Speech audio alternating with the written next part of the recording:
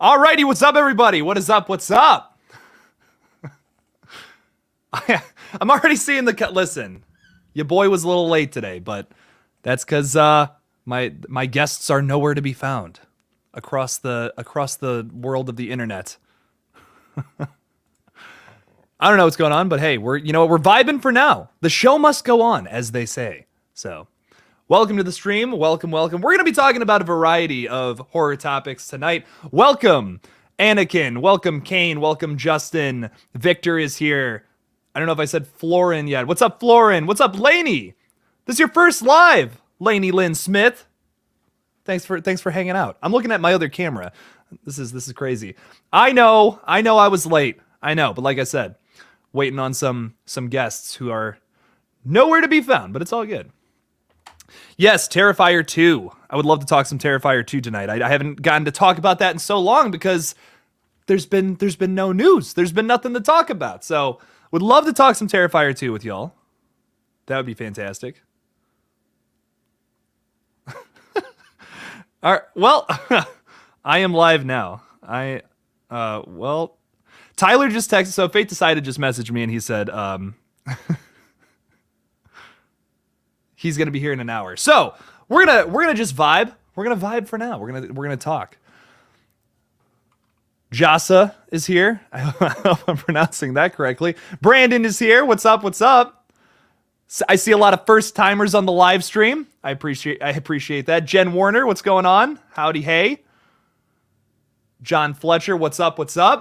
Zoe Crawford is here as well. Maddie, I need clown horror in my life. Me too. I feel that. I could use some more clowns in my life. Look at that. I'm still getting used to StreamYard, so it's going to be interesting. Zoe Crawford, what's up, man? I know you just tell me my dude is editing. I invited him to the stream last minute, but he's got a good Scream 6 video coming. What's up, Mukunda? Hope I'm pronouncing that right. Old Wrinkly Grannies 6969 is here. What's up? Billy Loomis. I just like saying that. Billy Loomis. All right, but anyways, yes. Let's talk a little bit here about some stuff. Maddie, first time here too. Love your content. Thank you for showing up, Maddie. I appreciate that. Yeah, so we're going to talk a little bit about Terrifier 2, Scream 6, anything and everything. Whatever we want to talk. Variety of horror topics tonight. So what are we feeling? Jasa, I still hope I'm pronouncing that correctly, is very excited for Nope. I too am very excited for Nope. I cannot wait for that film. I personally think that Jordan Peele's last two movies were like fantastic. I don't know. They were 10 out of 10 flicks for me. I'm very excited to see what he does next with something a little more, like it seems like a little more of a digestible topic, something that feels a little more familiar with aliens. I'm curious what he does with it. Very curious. I think it's going to be fun. We thought Ghostface stabbed you. Well, thankfully I escaped the clutches of Ghostface because we had our successful Kickstarter. So otherwise I would have been screwed. Otherwise I would have gotten stabbed in the gut. That would have been bad. Nico, what's going on, Nico? My Taco Bell was fantastic yesterday. Thanks for the recommendation of the chalupas, everybody. We had some good recommendations there. There's some good stuff. Comedians always know how to do good horror. Yes, they do, Maddie. It seems like it. We have a lot of comedians transitioning into horror, which I find interesting. And a lot, for the most part, all of them have made a pretty dang good transition. I mean, Jordan Peele won an Oscar with his first flick. That was horror, so that's impressive to me. I loved it. It's good stuff. Jordan Peele is a life-changing director. Get Out really had me looking at the world differently. Yeah. 100%.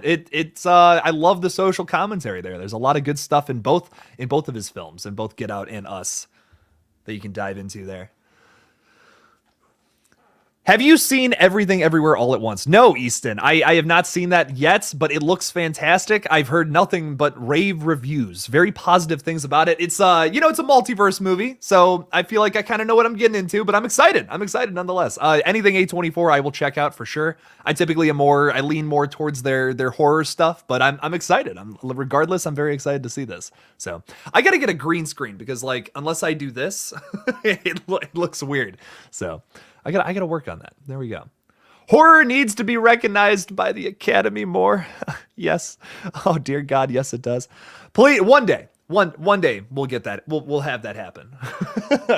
But also, who cares? You know, like it's the Academy. At this point, it's just like if you're not gonna recognize the Academy Awards, if you're not at the Academy Awards, you're not gonna recognize horror. We just won't recognize y'all. That's how I say. That's what I say. Screw it. I didn't watch the Oscars. I didn't need to. What's the point?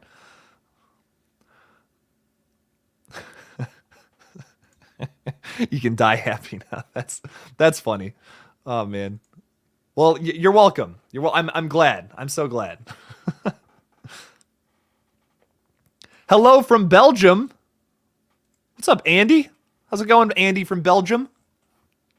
I hope you're doing good. Hope you're having a nice night.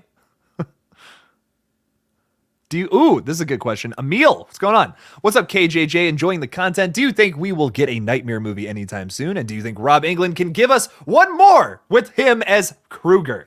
I really hope so, man. I really hope so. He's going to be in this new film with Danielle Harris and I want to say Jeffrey Combs, but I know that's wrong. Bill Moseley. Bill Moseley is the other person in a new film called Natty Knox. I'm very excited to see that. And it looks like Robert Englund's still working. So like I wouldn't be shocked if the guy came back to do Freddy Krueger one more time. I know he's basically said like he's kind of done with that. Not super interested in it, but I would love to see that happen. I think it could happen for sure. I would love to see a new Nightmare movie. Another thing is like with all these requels going on, like I cannot believe I can't believe it. Honestly, didn't think that we haven't. I thought we would get that way sooner. It's crazy. Jen Warner says, I hate sounding like a beggar, but yes, super chats are greatly appreciated. I would appreciate that, and that would be cool. So thank you, Jen. I appreciate that. How's being Reddit famous been?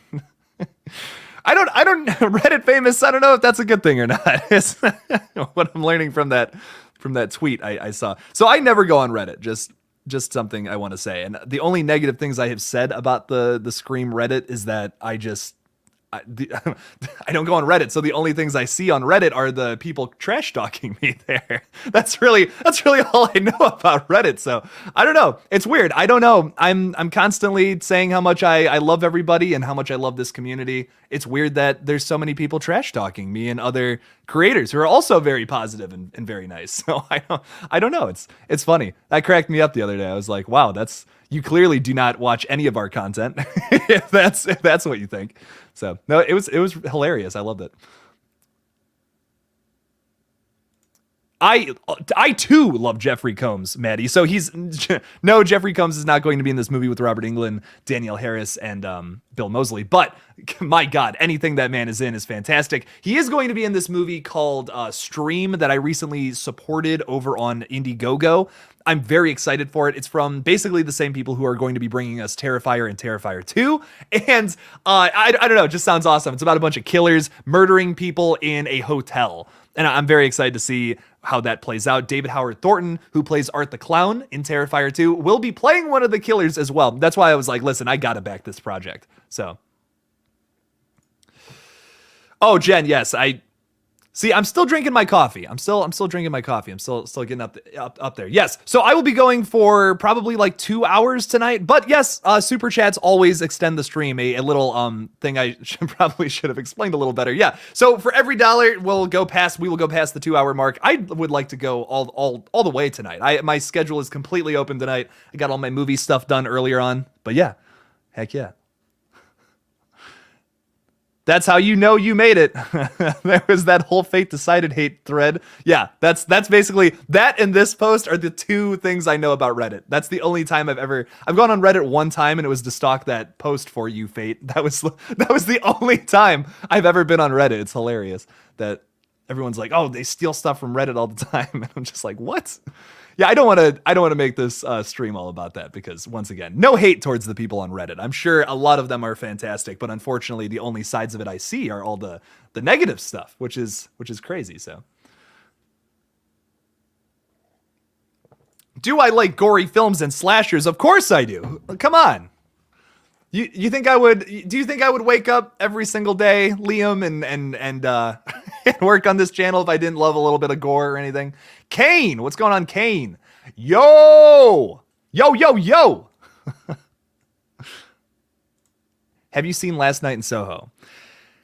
Yeah, yeah. You know, I was kind of disappointed by it. I'm gonna be honest. I wanted to like it more. I really did, and it just was like it was all over the place. I think it started really strong, and I loved every single character in that movie. That was its strongest suits. But just it's kind of the same way I feel like it's Giallo, you know, and that's once again this is something we talked about on the last live stream was that's kind of loosely defined.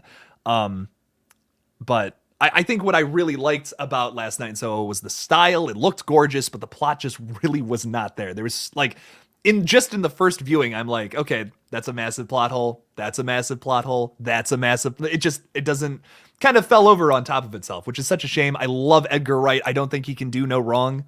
And there was a part I just compared to his other films that one just pales in comparison. I think once again looks gorgeous. Oh my god, and everyone in that movie was fantastic. I cannot remember the lead girl's name, but Thomasin McKenzie, fantastic actress, and she kills it in that movie. I really did. I did enjoy a lot of it. I need to do a rewatch. It deserves a rewatch for sure. Any Edgar Wright movie I think does, but I just wasn't super impressed with it the first time, which is unfortunate.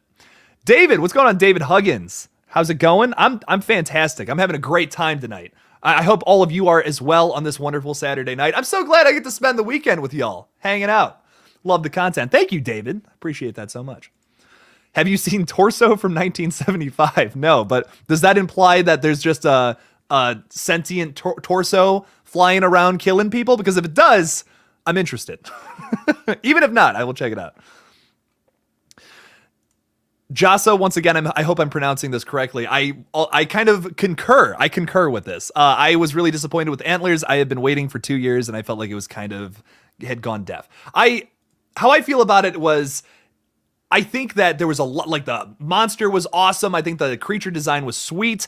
Some of the characters were well written, but the thing about it is, every single character in that entire movie is written exactly the same, and that's the problem. There's no there's no juxtaposition in characters. Every single character is a tragic character with a dark backstory who's upset, and that just doesn't play well on screen ever, I don't think. Like if everyone was if it was the opposite of that and everyone had like a lot of energy and was super positive and over the top, I would have the same problem with Antlers. I just think it's kind of weird that every single person has the same exact vibe in that movie, and that's what kills it for me personally.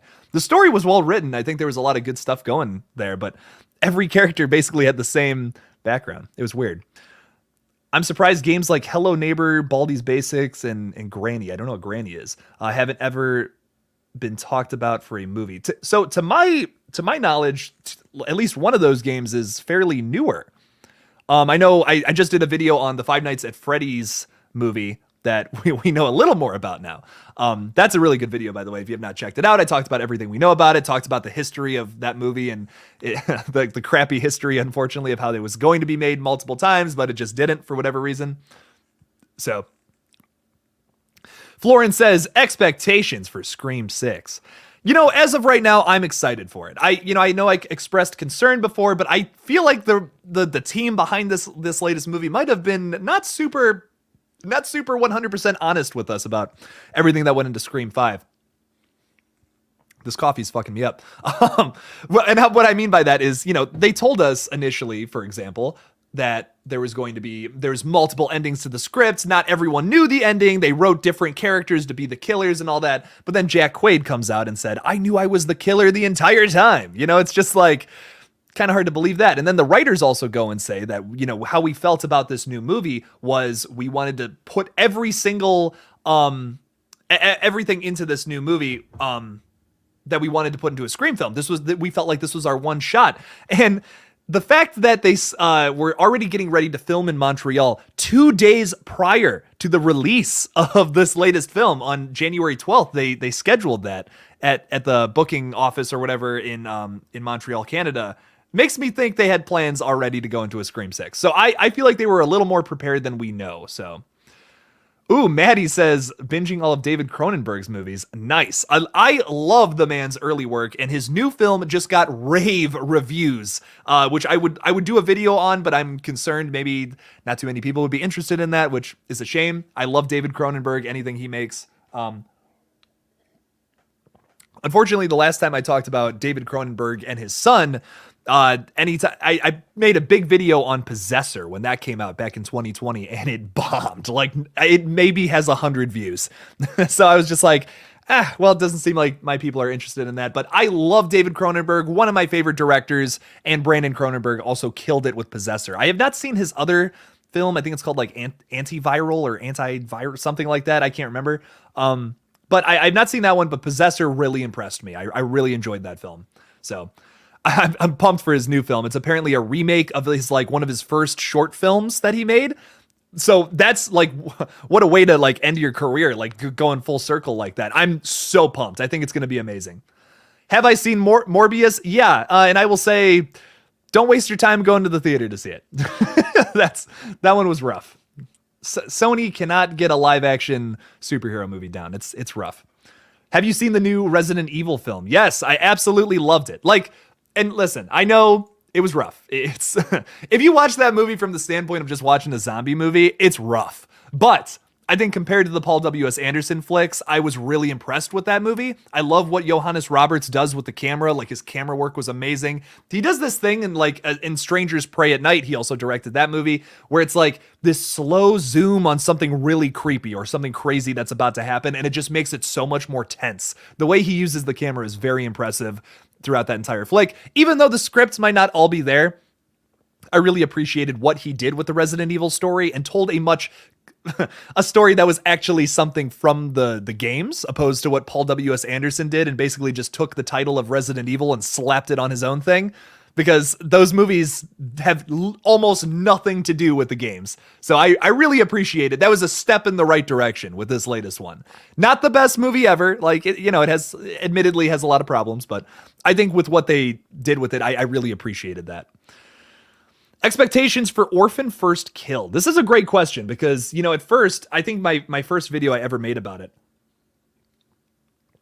I'd said some not super positive stuff about it. Nothing negative, but I kind of said, like, I don't really know if this movie needs to exist. I really love Orphan as its own, like, standalone movie, but I feel like it's kind of one of those movies in the same vein as, like, Midsummer or, like, The Lighthouse, where it's like if they announced a prequel to that, I don't know if I would be excited for that, because I love those movies. I love The Lighthouse, I love Midsummer, I love Orphan from 2009, but it's one of those movies where I'm like, I don't really know if it needs a prequel. And when I heard William Brent Bell was going to be the director, he's the guy that also made The Boy 2, just a super unnecessary sequel, in my opinion. I was worried about this film, but now that I know a little more about it, all the care that went into this flick, how the passion from Isabel Furman for the character, I'm actually really excited for the flick. I think it's going to be really good. And apparently some stuff has leaked online about it. I won't make a video about that, just something else to comment on. I feel like that's super disrespectful to the filmmakers to report on like actual leaks. Personally, I'm someone who just reports on things that the studio wants us to know, what the directors want to know, because I don't want to like, that's basically like giving a middle finger to these film directors who are busting their asses to give us a new movie. I wouldn't want to do that. I wouldn't want to report on things that are considered leaks opposed to public knowledge, if that makes any sense. We should talk about this. The Exorcist trilogy begins next year with the first film in that trilogy. Can't wait. Brandon, I'm glad you're excited for it. I've expressed much concern about David Gordon Green doing The Exorcist. I genuinely, like, no matter how you feel about the Halloween films, I feel like his style works really well with the Halloween flicks. I'm very excited for Halloween Ends. I see a lot of people talking about it in the chat. I really just don't think David Gordon Green's silly style will work with The Exorcist at all. I feel like they got to get like just a different kind of director, because something that a lot of people don't realize about David Gordon Green is some people know him from Halloween. Most people don't know about his earlier work where he did like stoner comedies, and that kind of went into this new one, for example. Like, I mean, in the Halloween movies, I mean, like he brings that like silliness to the Halloween franchise with the two movies. You have these side characters that like have this really goofy moment, and then he rips them away from you in the next scene. I think it's done, how he does it is really well done. It's very brutal. It makes you care about these characters just like that. Like he does it so quickly and then rips them away from you. I think it's genius the way he does it. I've had my one buddy calls it lazy. I appreciate it. I think it's really cool how he does that. Yes, it does add more bodies to the count, but am I complaining about that? No, I think that's great. Michael Myers can use some more kills, some more brutality. Pineapple Express is a great David Gordon Green comedy. Yes. And I love what he brought to the Halloween franchise. I just don't think it's going to be the same thing with The Exorcist. Now, if you announce tomorrow that this probably won't happen, but if you announce that Blumhouse got the IP for Friday the 13th and you said David Gordon Green's going to do that, I am all about that. That would work very well. That would translate well. It's a totally different franchise. It's another slasher franchise. It's one that you could implement that kind of silliness to. I just don't feel like that's going to work with The Exorcist. If anyone should be doing a new Exorcist flick, it's Ari Aster, and I stand by that. He is number one choice for a new Exorcist flick. And they're making 3 of those movies. What I don't know. I feel like that's gonna bomb, and I hope not. Like I'm rooting for Blumhouse here. I'm rooting for David Gordon Green. I love all these people that I'm talking about, but I just don't feel like it's gonna work. Don't feel like it's gonna work. Will there be a Scream 7? Because like Stab had 7 films, says Dr. Andy. I genuinely think there is already plans for a Scream 7. Like I said, the Radio Silence team hasn't necessarily been all that truthful with us lately, if that makes sense. And I think it's done purposefully. They don't want us to know too much about these films moving forward. And I really, really think, I actually have a theory video coming out sometime this week. I'm not sure if it's going to be Monday or Tuesday, about how there's a lot of stuff from this latest movie that's kind of borrowing from the MTV series, is what I'm noticing. The last time I rewatched it, I was like, that's interesting. I think I kind of know where they're going with this franchise, if they do end up doing a trilogy, which once again, I feel like that's already planned. This trilogy is already planned. That's not confirmed, but I feel like that could be the case.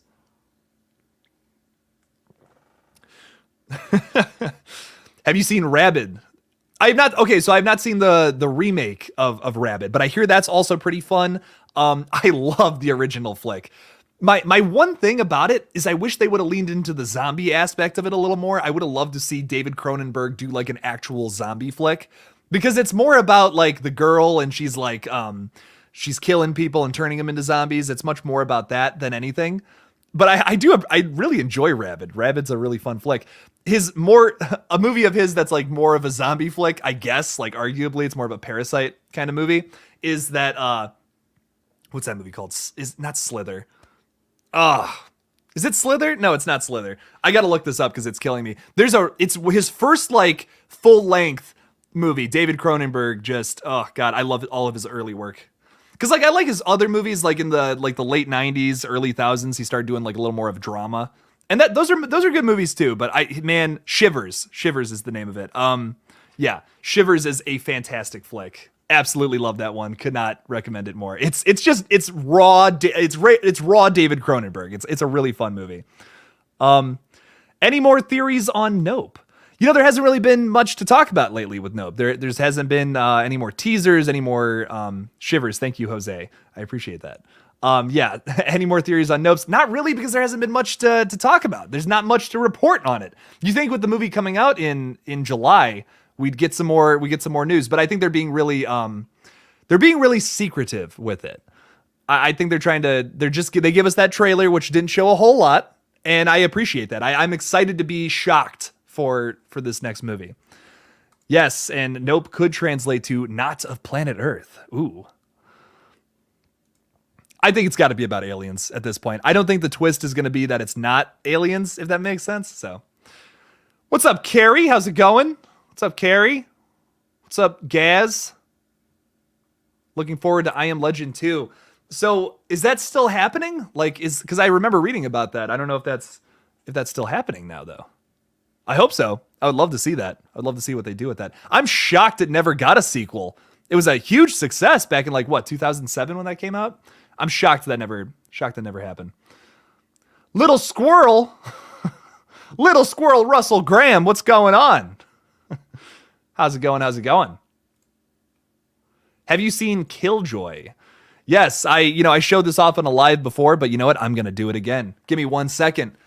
I have the box set of the Killjoy movies that I bought as a joke. And oh boy, did I watch this and did I have a good time with the first one. It's these movies are a bit rough. Here, you can't really see them, but yeah, there we go. They're rough, but they're fun. So I'll say this: if you're ever looking for a movie and you're like, hey, this looks good. This looks like a low budget, fun little flick. If you ever see this, Full Moon Features, just 9 times out of 10, probably a meh. Probably don't worry about it. You don't gotta watch it. Uh-oh. We got Craven something scary. What's up, Craven? How's it going, man? What's happening? Knock, knock. Yeah. Who's there? Steven joined. What's going on, man? Hey, man. I just thought I'd come by and not tap on your door and come crash your party, man. And absolutely, yeah. Say hey for a little bit.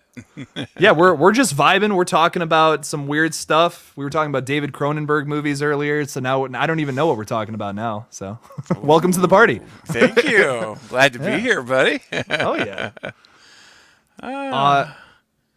What else do we want to talk about here? So, Steven, how are you doing tonight? First and foremost, let me welcome my guest before I answer any more comments. Man, I'm good. I'm doing real good. Had a little Halloween stream earlier on the channel, and then talked a little Halloween ends, and I'm doing good, man. It's a good Saturday. Can't complain. Things are great, and I'm hanging out with you. So, heck yeah. Well, what can make it better? This is awesome, man. What are you talking about? This is awesome. Oh, hey, yeah. guys, I see a few people saying hello. Hello. Thank you.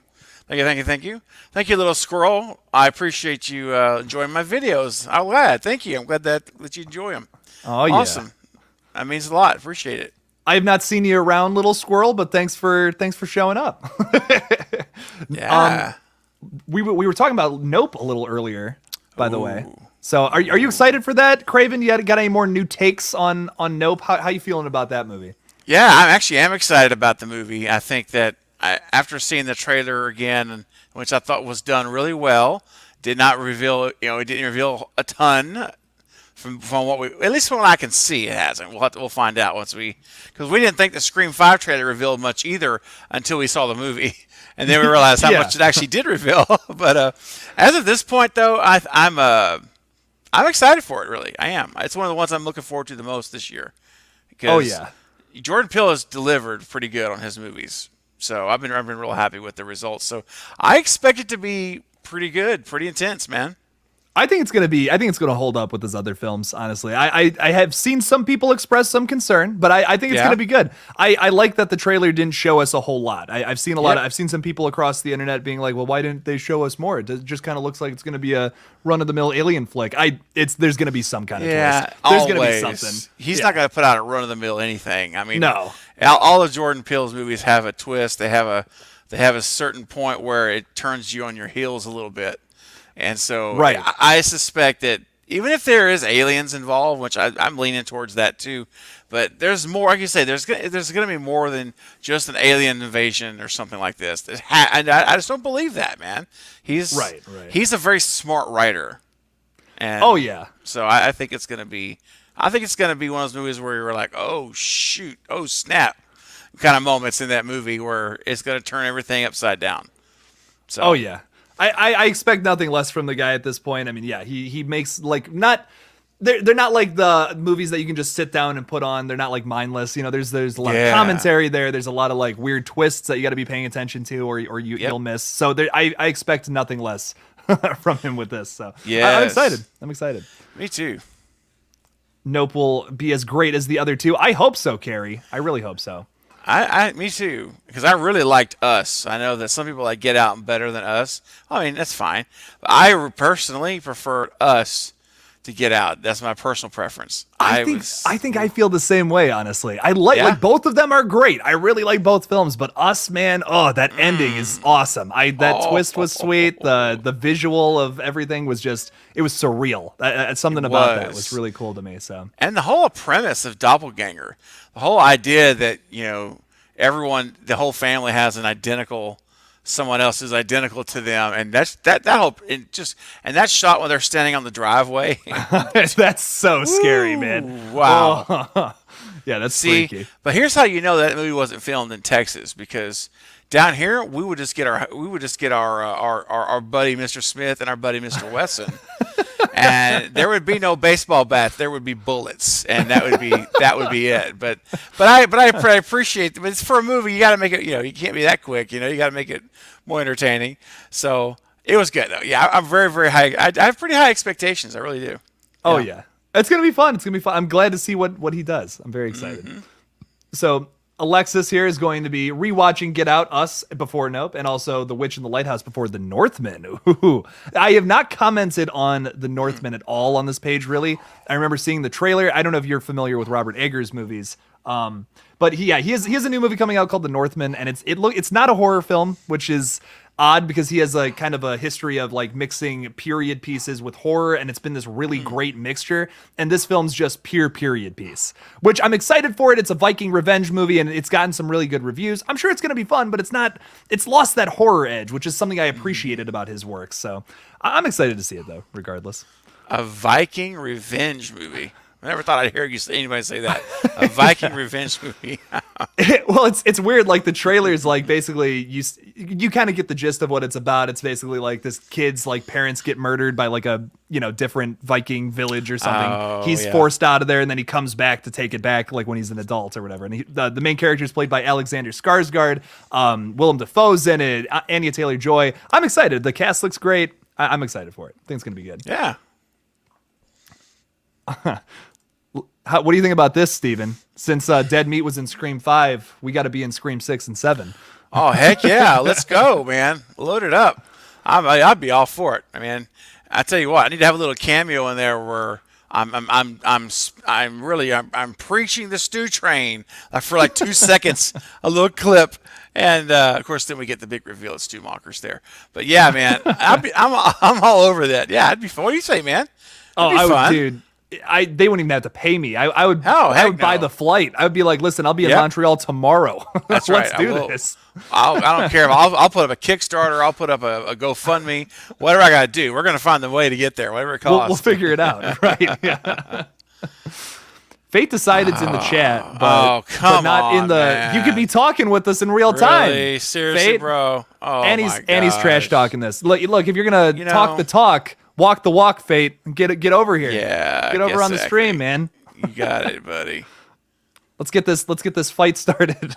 Oh boy. Uh-oh. Oh. Yeah. All right, we got Roman is saying Pennywise is even less human than Freddy is. So, Steven, let me ask you this. Are you excited for the new series that's happening, the Welcome to Derry? Oh, the prequel. Yeah. So the prequel stuff. Yeah, I am actually. I'm looking forward to that. I am. Never have been a huge It fan, even the original, but this new prequel series really has me interested.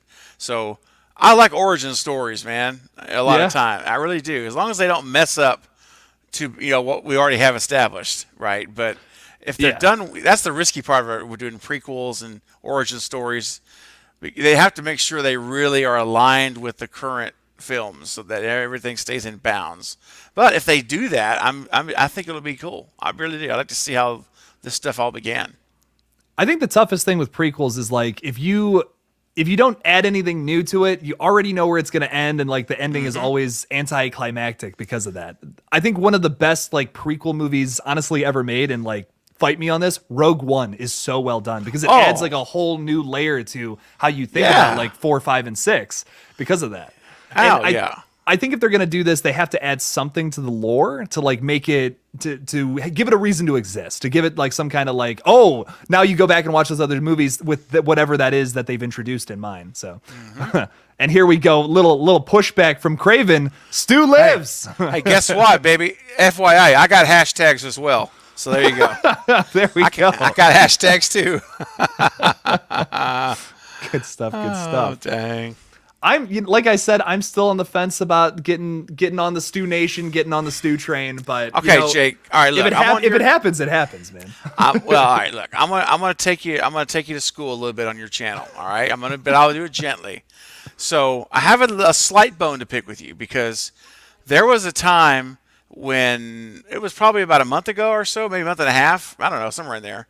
Yeah. Where you had this post, and I should go capture a screenshot it right now and send it to you. But you had a post on Twitter, and I never will forget. I woke up. I don't know, not woke up, but I pulled it up one day and I saw it for the first time. And you're like, if Radio Silence is making a trilogy, I am now convinced more than ever that Stu Macher, like I said, I can't believe I'm saying this, but Stu Macher will return to the franchise. And I was like, Jake has crossed over. He's crossed the boundaries into knowledge. You have arrived. And then you told me you were on the caboose, that you joined the train. You got a ticket. I'm just telling you what you've told me in the past. Now, the last recent, couple of weeks or so, I've noticed you now not being so, you've been waning a little bit, and I'm a little concerned that you maybe are falling back into the realm of unknowledge or disknowledge. And so Jake, don't let me down now. I'm the conductor of the Stew train. You know that. I know. The Stew train, I got this thing going. So tell me you're still in the caboose, at least in the caboose, man. I 100% think they're gonna do something with Stu at this point. I mean, the working title for this next one is called Blackmore, which was in reference to the fake title for Billy Loomis to cover that up, so other actresses didn't know that they were talking about Billy Loomis. That's a big reveal. So I feel like that could happen. I feel like there's definitely something they could go with along those lines and run with that. My one concern and the one thing I'm strongly against is if they bring him back, I hope the whole story doesn't become about Sidney Prescott again. Because I love the Sidney story in Screams 1 through 3. I think it's really well done, and it concludes just perfectly in the third act of Scream 3, which I know I give Scream 3 a lot of hate, but that third act is probably one of the strongest. It has one of the strongest third acts maybe of the entire franchise. But I will say my one thing is that if it revolves back to her and that we put the focus on that again, I'm going to be mildly disappointed. And you know what? If we get him in there, I want him to be silly and obnoxious again, too, which I'm worried we might not be able to get that from Stu this time around if he's been rotting in prison for 25 years or so, So, who knows? Who knows what'll happen, though? Well, but keep in mind, too, Jake, if his death was faked, if it was a cover-up conspiracy, which this stuff actually happens. I mean, I've actually researched real-life cases where people fake their deaths. It's not a crazy, insane thing to suggest. Yeah. If he faked his death, he wasn't rotting in prison. He was in hiding somewhere. So he's not had that life where he's been in that hardened prison life where, you would greatly adjust your personality. I could imagine. So I'm just throwing that out there. I know we won't make this a Stu thing, but I just want to throw that perspective out there that I'm not convinced he was in jail. I think he could have, if his death was faked, it would be a whole different scenario. And so that's a possibility. And there's one last thing. If they brought Stu back, I'm going to ask you the question. If they brought Stu back in a way that was not about Sydney, she wasn't the focus of it. So he's back because Billy's daughter he knows of Billy's daughter. He's heard, he knows. And again, I won't go into all the possibilities, but let's just say it's more about him and her and his sister, Leslie. How would you feel about it? Where Sydney is probably still there, but she's not the center focus of why he's there. How would you feel about it? I mean, here's the thing. If they're setting it up to do that could work really well. Because why I feel that way is because we had the third act at Stu's house last time. That was a big plot point, and they kind of set it up as a reveal, which was kind of weird because they said, when they announced they were done filming, we saw the pictures of Stu's house in the background. I can't believe, I was like, what? This isn't a reveal. We knew this already. Come on. Exactly. I know. That was crazy. They shouldn't have shared that with us if that was going to be the case. But I could see them setting that up. And that's where it's going, with Sam's character to ultimately be the one to take down Stu Macher in the end. Right. And he has this exactly. If they take it that route, I'll be interested. I will be like, okay, if they have some kind of way to explain how he's still alive and all that, I'm down. And I don't know if you saw this or not, Steven, but there was a video where they were asked about Stu. I'm sure you've seen it. You're the conductor of the Stu train, and they kind of laugh and they kind of brush it off, and it's kind of suspicious. And I think I had seen. I saw that video. I was thinking about stuff from Scream 5, and I'm just like, man, they're gonna do it, aren't they? They're just gonna bring back Stu. Once again, I'm still 50-50 on it. I'm hot and I know I'm hot. I've been pretty hot and cold about it. You are, yeah. I'm not gonna be like fate decided and be like, no, it's not gonna happen, because like I think there's a chance. So you're telling me there's a chance? There's a chance. Exactly. I mean, I think that's enough for you to keep your caboose seat on the train.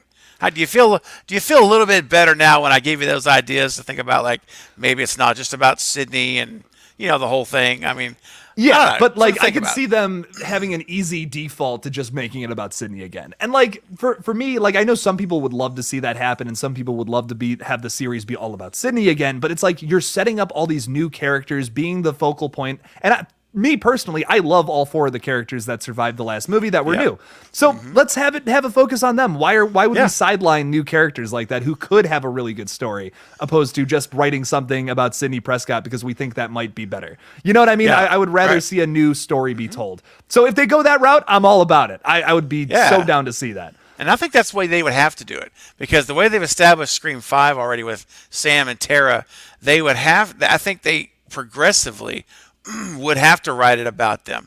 So it would be an implementation of Stu, because now he has motives. His motives are different now, with Billy Loomis's daughter and his nephew's dead and his sister's out there, which we just found out about Leslie. I think that you could write it in a way so that it would actually connect with them. And I could even see, like, at the finale where, you know, Sydney's there to try to help or whatever, and he's getting ready to kill Sydney, and Sam kills Stu. So see, she takes the mantle. She's the one that is the final girl. She's the one that actually kills him, and in a way that's he's undeniably dead. All right, not because look, that television, that is so overrated, man. The fact that he had his hands and arms up above his head to brace the impact of that television, I'm telling you, man, that is not. It's very plausible that did not kill him. In fact, I'm going to have some research soon that will give cases of this kind of stuff happening that people survived. So anyway, I'll leave it at that for now. I'm glad we had this conversation, though, because I was literally talking with my buddies about Matthew Lillard and how he's such a treasure of an actor and all that. We were watching Scooby-Doo 2 last night. Yeah. Heck yeah. After I got done with my live stream, I was hanging out with some buddies. We got some Taco Bell. We watched Scooby-Doo 2 for whatever reason. We're just like, love it. This movie's so good, and it's literally because of Matthew Lillard. Like, it's so good because I just love him. If he came back, I really couldn't complain. It's the same thing with Skeet Ulrich in Scream 5. Like, is it a bit unnecessary? Sure. But you know what? It's Skeet Ulrich reprising the role of one of the most iconic slasher killers. Can I complain? It's kind of tough to, you know? That's how I feel about it. I think so. Absolutely, buddy. Yeah. Oh, yeah. Michael, wait, so I know you didn't ask me, but I'm going to say Michael is pure evil. So it makes, I don't know what you're talking about there, Roman. I'm going to reply to some comments because it's been a minute and I see some people down here. So Matthew Kelly, to answer your question, no, that is incorrect.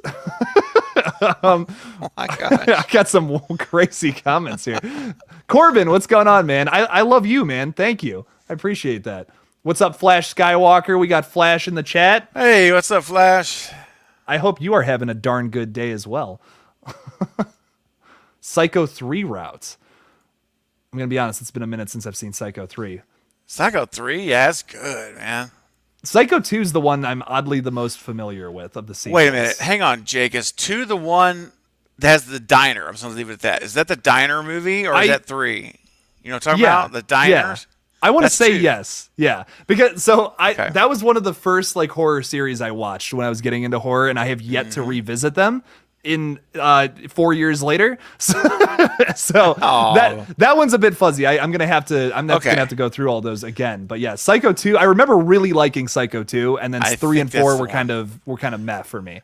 Like they weren't bad, but Psycho 2 was the one that impressed me. So is that because it was one of them? Anthony Perkins directed it. And they were in a courtroom. He was getting released from the sanitarium. I'm pretty sure that's the second one. Because I think he that's got the released second one. out. Okay, I love that one, dude. That is so underrated, man. I really like that one too. I think Psycho Yeah. 4 is the one that's like the prequel, right? Because I'm trying to remember these ones correctly because it's been maybe. a long time. It's been like could 4 be. years since I've seen it. Yeah. I think that's the one where it explains why stuff happened in 4. I think that was I think that's. And it's almost like a Lifetime movie. Like yes, he's he's on a phone with like a talk show host or something. Yeah. He's on the that's 4. Yeah, that one was kind of like yeah. It's not as bad as the remake, but you know, dude, it's like that remake that's Halloween Resurrection territory. That is horrible, man. And poor Vince Vaughn, good actor, but that was terrible. That was it not could good. have been. I feel like it could have been good too. We had a cast that was sufficient. It's not like it was bad actors or actresses in that. No, it's just the problem is when you try to recreate a masterpiece, you're never going to meet the standard, dude. It's like if someone was to make a remake of Scream '96 shot for shot today, dude, it would be crucified, man. Yeah, you're not gonna. Of course. You're not gonna. It's no way. It's not gonna happen. It would be a disaster. So no matter who you get, it would be terrible. So that was a very ambitious attempt at something that just failed miserably. And I saw it in theaters. I remember I always saw that movie. I saw it when it came out. I'm so sorry. I'm like, oh man, just. Oh, that's sorry, wild. Vince Vaughn. You're not Anthony Perkins. Sorry, Vince. It just doesn't connect. Do you think? Okay, let me ask you this. This is kind of an out there question. You brought up 1996 remake, like a remake of Scream. Let's say they do that. Would you like if they do that and like obviously they don't go the route of shot for shot remake? Would you like to see the same characters end up being the killers if they did remake it with like the same characters played by different actors and actresses, or would you like to see different people end up being the killers? Like change it up. I think if they did it with different killers, it might be a little easier to digest because you're not trying to be everything exactly the same. And it also kind of like Scary Movie, which I'll give him credit for one thing. Okay, I never watched that movie. I've seen it. I mean, I have seen it, but I don't like it because it's like if I want to watch, I'm going to watch Scream. This is like watching a cheap imitation. It's whatever. I love the Wayans, but what I admired about it was that they did different. The killer was different in Scary Movie, and I appreciated. I actually appreciated that they didn't spoil Scream, and I've heard people that saw Scary Movie first, and I'm like, this is terrible. You've seen Scary Movie first, then they watch Scream, and they're like, oh, I just knew who the killer was going to be, And I'm not spoiling it on purpose here, but and then I knew that, and then they said, but it wasn't. And I'm like, yeah, that was the best part about the movie. I laughed. Don't get me wrong. I have a sense of humor, but. And it says something about Scream when you do a parody of a movie like that. That's like the sincerest form of flattery. That is how much of an impact Scream made in the horror industry that you would literally mock the movie like almost shot for shot. So, but I guess that ending is so that great. ending is something else. We got a usual suspects. Yeah, I was just gonna say the usual suspects reference is so good. So good. It's walking so down funny. the sidewalk and just like totally changes. And then, the persona is wiped away. It's so funny. It's funny. It is funny. It's pretty funny. Yeah. But I feel bad for people that saw it first because I think it does taint Scream if you've never seen it. Yes, I've asked a few people about like I remember when I was working at Chipotle, I was like, I don't know why I was doing this, but I'm like, go see Scream 5. Hey, like you should go see it. And then they were like, oh, isn't that like the what's up guy, right? And I'm like, oh gosh, no, no, it's not the what's up guy. No, come on. Dang it. But yeah, some people know Ghostface from Scary Movie. They do. They might not have even seen Scream, which is crazy. Like it's nuts to think that. And another thing to bring up is like, yeah, the Scary Movie franchise has made more money collectively. I don't know if that's still true now with Scream 5 being a box office success. I'd have to look that up. But prior to Scream 5, the 4 Scream movies versus the 5 Scary Movie movies, they had made more money at the box office, which is crazy. It's nuts to think about. That's nuts. Yeah. Oh yeah, it's nutty. Hell, Chipotle overlords. That's just like, oh gosh. I had to defeat the final boss of Chipotle the other day. It was a tough battle. Literally. Yeah. Let me ask you this, Steven. I know you don't really cover Terrifier 2, but have you seen Right. Terrifier at all? Have you seen that movie? I'm trying to remember if I've seen it. I may not have even seen that movie, dude. I know of it, but I don't know that I actually saw it. I don't think so. I gotcha. I'm pretty pumped for the sequel. I won't try to bring up a topic that you're not familiar with, but Oh, sorry. yeah. Is No, it you're- worth no, it's all watching? good. Is it worth It's worth watching? watch. It's worth a watch. Yeah. I think Okay. I love the Terrifier people. When I was covering it, like they would every time I post a video about it, they post something on their Instagram stories, which is like, oh my god, that's so cool. Like, thank you that's guys so awesome. much. But I will say, like, I have expressed some constructive criticism about the movie. Like, the plot is kind of all over the place, and I feel like the sequel is going to like really fix that. They put in a very heavy focus on having a better plot. It's kind of just like a slasher flick with a bunch of really cool kills. That was the Okay. point of it, and they're all Yeah. really well done. It's amazing practical effects all the way through. But I think that the sequel is going to focus much more on the plot and establishing a final girl character is what we've seen from the trailer. So I would recommend it. The okay. sequel comes out in October. So yeah, if you want to check that out, I highly recommend it. Carrie watched it last night via my wow. recommendation. So So am I hearing a possible Killjoy Jake watch party stream for Oh. Terrifier? I would love to do I that. mean, I don't know, man. I'd be down for that. I'd come and watch the first time with you. see, I have so many options now. I have StreamYard. I can do whatever I want. It's crazy. Absolutely, it's awesome. A whole new world is open to your fingertips, dude. You A can whole new whole world. world. You got live stream watch parties. I mean, anything Yeah. you want to do. It's awesome stuff. Oh yeah, it's so much fun. I can just I just told you guys, I'm like, oh, I'm probably gonna be live for a couple hours tonight, so hop in whenever. It's just a fun, Yeah. relaxed stream. I can do this whenever. It's great. It's good. It's a really good So time. good. So, Love it, yeah. man. Oh yeah. Austin says he wants to see your response to Terrifier, so there we go. Well, there you go. Watch party, man. We can do Watch, that. we're gonna have to do it. We're gonna have to. At Yeah. this point. Terry was terrified. I said wow. Terry. Carrie was Carrie was terrified by Terrifier. That is a tough sentence to say. Carrie was terrified by terror. That is That's hard. funny, man. That is harder to say than you think. Carrie Oh my fire. gosh. Carry fire. I love it. The only one you've never been able to rewatch. That's how scary it is. There's a very Wow. visceral kill in it too, as well, Steven. I will say that. But yes, Oh. to stay on, we'll stay on the Scream topic because we can throw that around. Scream, Halloween, whatever you. I mean, I'm good.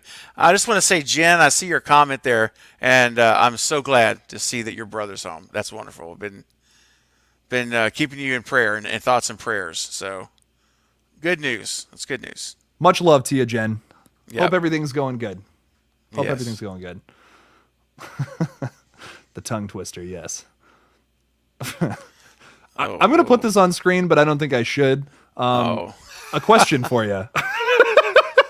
Wow.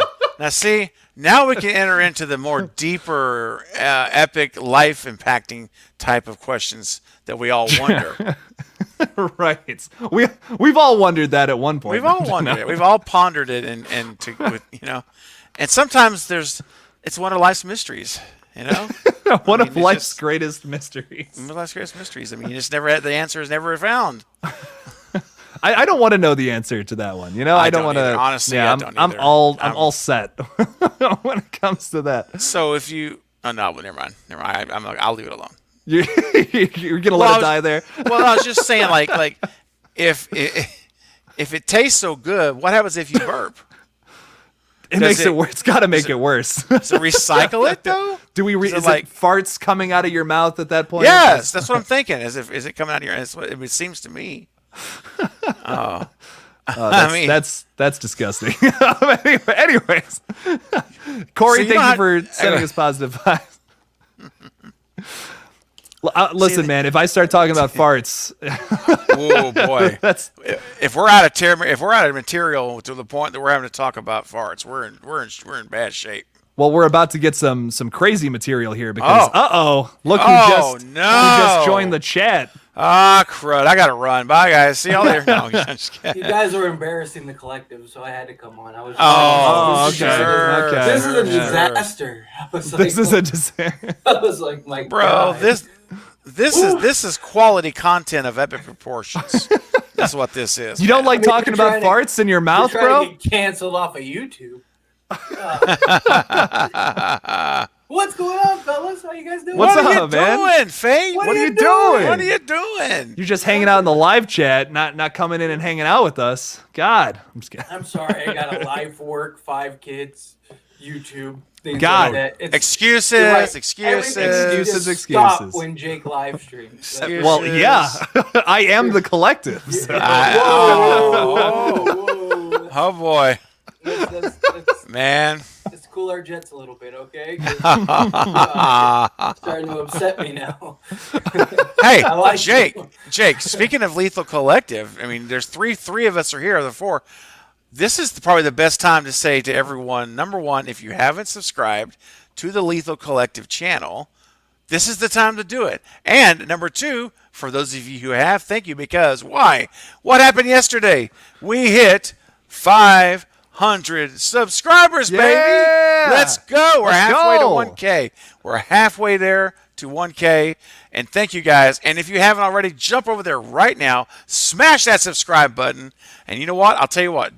Jake, I'll pull up the Lethal Collective channel right now in a second window, and we can start keeping track. How That's many perfect. subs can we get right now for the Lethal Collective Right. on the live stream? I'll do the dabs and everything too. Hit But you him thought it was with over. that one time. Let's do it. Let them see what's to come. A little preview. What's to come? Bam! Oh! Bringing it back to 2016 with the old dab. But yeah, Last so I checked, we're at 505. 505, Oh, nice. Okay. Nice. All right. And of course, this should go without saying, but subscribe to Craven Something Scary and Fate Decided as well. They do some fantastic work on their pages, on their respective pages. So Oh, we're at check it out. 508. We're at 508. 508. Look at that. Let's go. Let's go, Let's guys. go. Come on. All right, Nice. let's get to 520 on this live stream. Let's get to do it. 520 We can do- on we the can do Lethal that. Collective. That's only 12 Easy. dabs for Jake. 12 dabs. I'll tell you do what. it. To make it simple, Jake, I'm going to put a link to the channel in the live chat. There we go. That's perfect. Yeah. I'm going to put so people just can just I- click it right there. There it is. Easy peasy. There it It is. it may or may not show up because I think I have links turned off. But Oh, okay. No worries. what No I worries. will do is I will take the link for it right now and put it in the description of this live stream, which you can. There you go. Perfect. So underneath all the hashtags and all that is a link to the Lethal Collective page. nice. Lethal Collective, if I can type, Lethal Collective channel. I believe in you. Thank you. I do too. I needed I do that too. encouragement. There we go. So it just got updated. Yes, the link for that is in the description below if you guys want to subscribe to our channel where we go live every Friday and every Monday. And I am sending out the emails as soon as this live stream is over to all the people who requested to be on there from the Kickstarter who supported us at that tier. I've just been No. a That's busy right. gentleman as my with my schedule and all that. So making a movie is not easy. I think So- we can get to 5. I think we can get to 525 on this live stream. 525. I think we can do it. That's Okay. That's less than I have 20. faith. Let's do it, man. We can do that. Yep. Why not shoot for the stars? Let's go 550. Go 5,000. 50? 5,000 Oh, subscribers 5,000. right now. Let's Right go. now. Oh my gosh. Imagine if insanity. the Lethal Collective in this live stream became bigger than all of our channels. Just from this one live stream, that'd be This one great. live stream. That'd be And awesome. We look and it's got like 10,000 subs, and it's just like, dang, like I'm not gonna lie, I'd be pretty happy because that means a lot of those would probably translate to us. But Yeah, right. oh, thank God, Craven's gone. Woo! You can breathe. for a second. You were saying I was just- we I were was we were happy. talking about getting on the stew train earlier.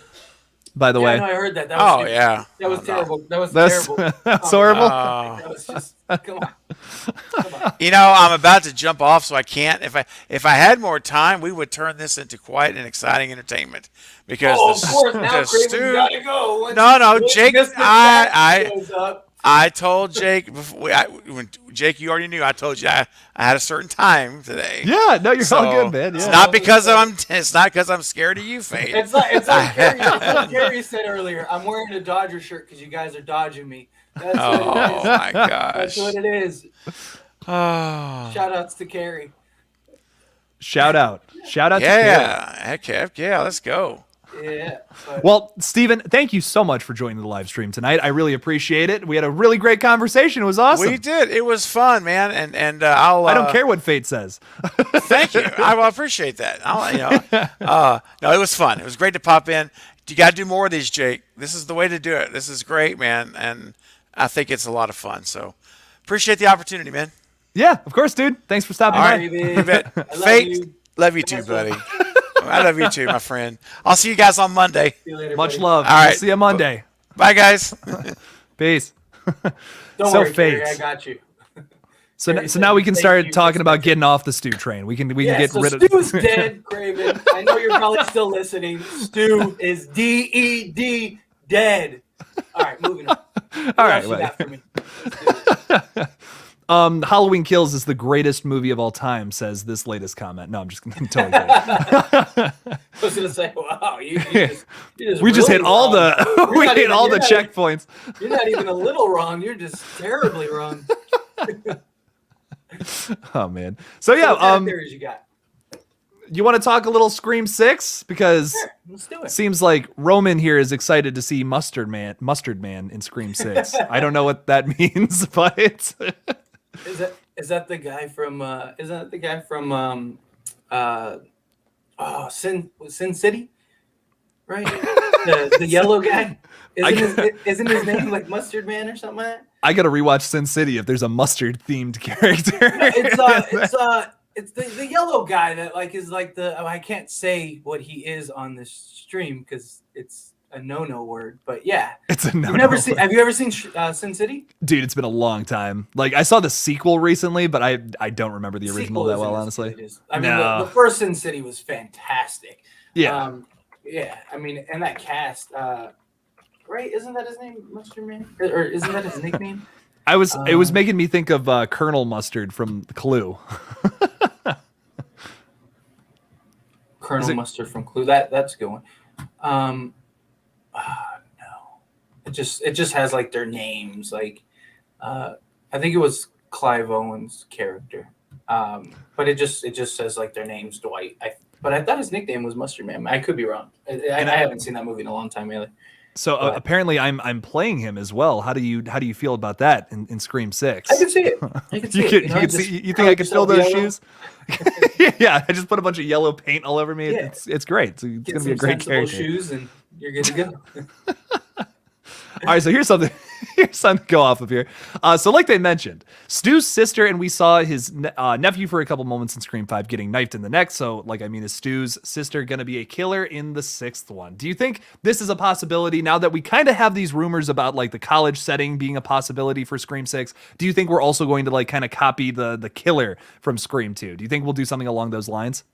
I think it's very possible. I mean, just going off of what we saw in Scream 5, it was in many ways a carbon copy of 96, right? I mean, you had identical scenes. The only difference was like the expectation. You know, we assumed, oh, this was going to happen. And then they kind of curbed those expectations with like, you know, like Amber going down the stairs, for example. You think like, oh, we saw this. We know what happens with Tatum. And then Mindy shows up and it's just like a funny moment and that's it.